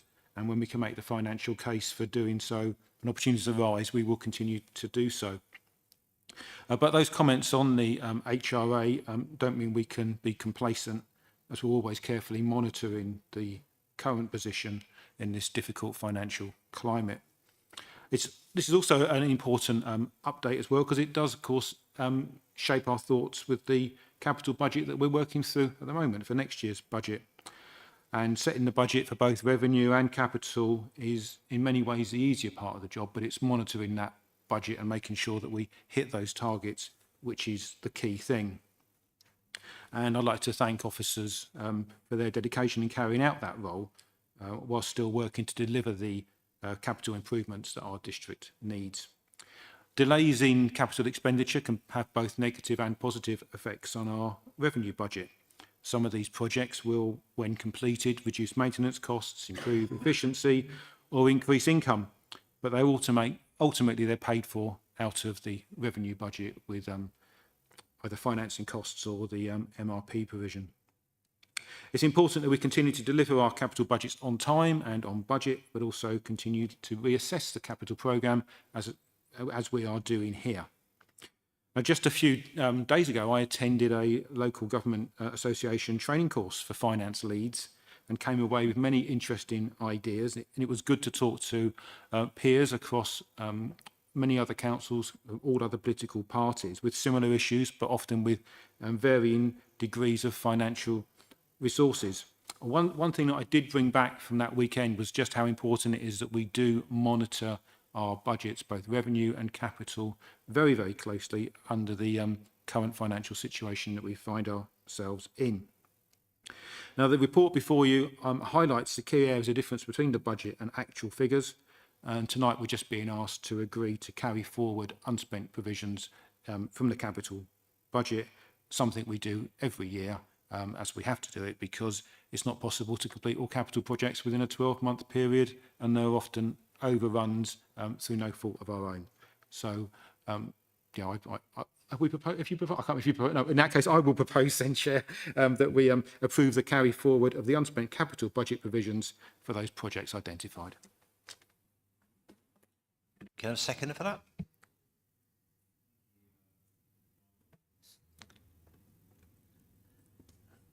And also, I'd like to comment, if I may.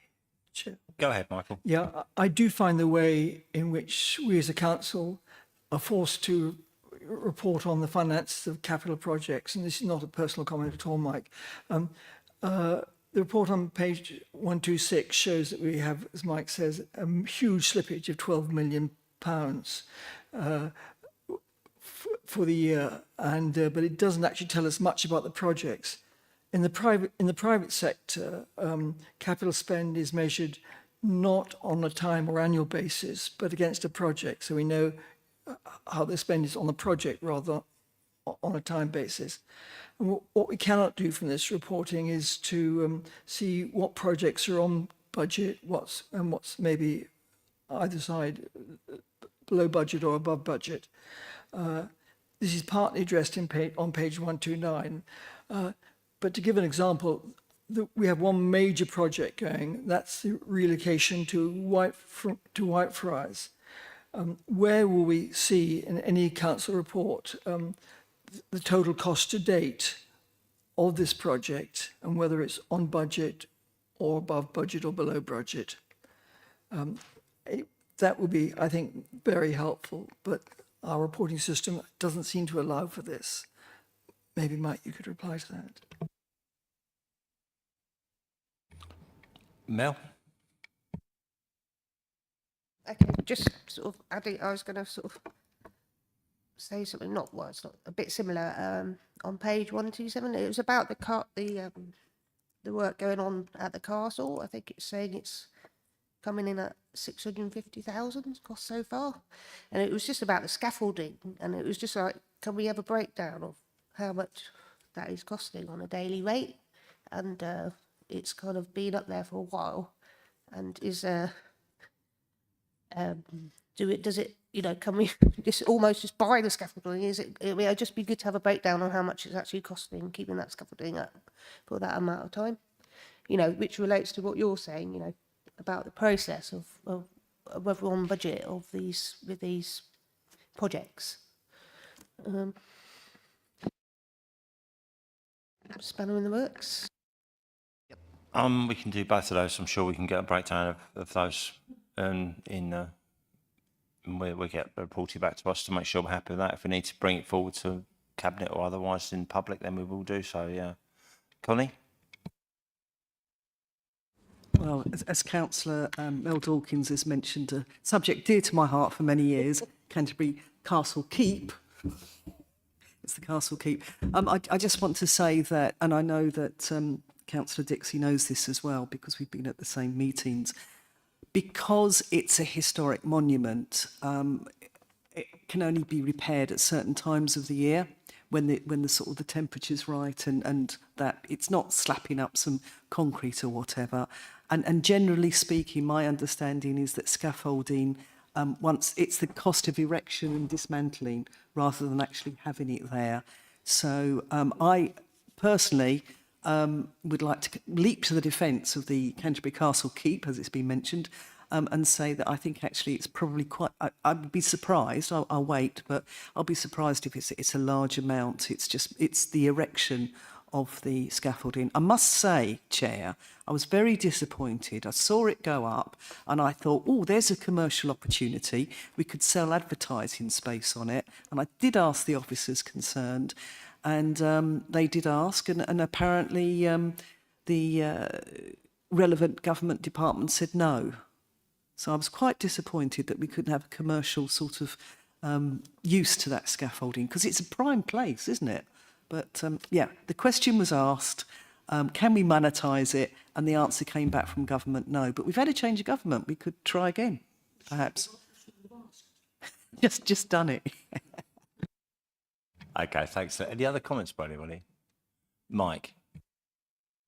Yeah, just a bit of clarification, because I do take the point, perhaps the report isn't quite as clear as it could be on some of these things. But there is a difference between a slippage and an over or underspend.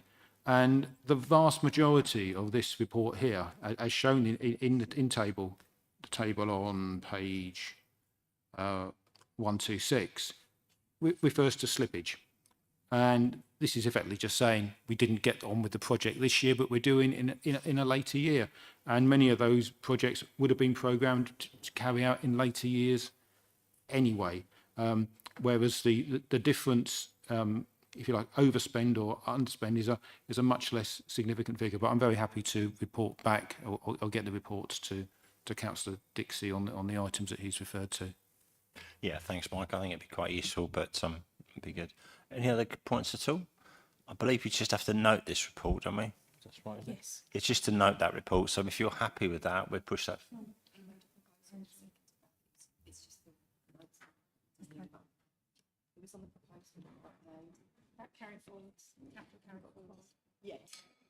Sorry, biggest pardon. You have to...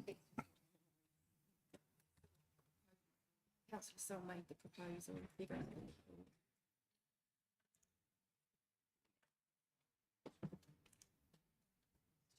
Approve the carry forward of casting. Oh yeah. Sorry, I'm on the wrong place, aren't I? Yeah. No, I think it's the notes that need updating. It's just this one. Yeah. Okay. Okay, let's do it now. Sure. There we go. Okay. So this was proposed by Councillor Sole, seconded by Councillor Dixie, and it is to approve the carry forward of unspent capital budget provision for those projects identified. Is that correct? Okay, thank you very much. Sorry about that, my mistake. Okay, so we have a vote on that and vote for, of course, is to allow that carry forward.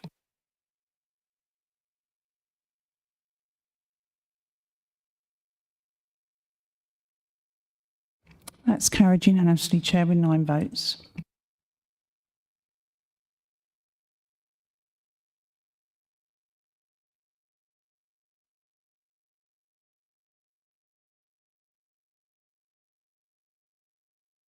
Right, that's I think we're nearly done now.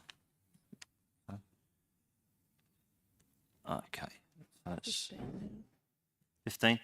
Okay, so this item, the date and time of the next meeting is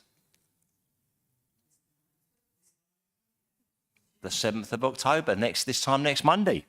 Okay. So, I don't think we've got any other urgent business. Okay. We don't need to exclude the press and public. Okay. With that, I, some other urgent business, so we can conclude at 21:15.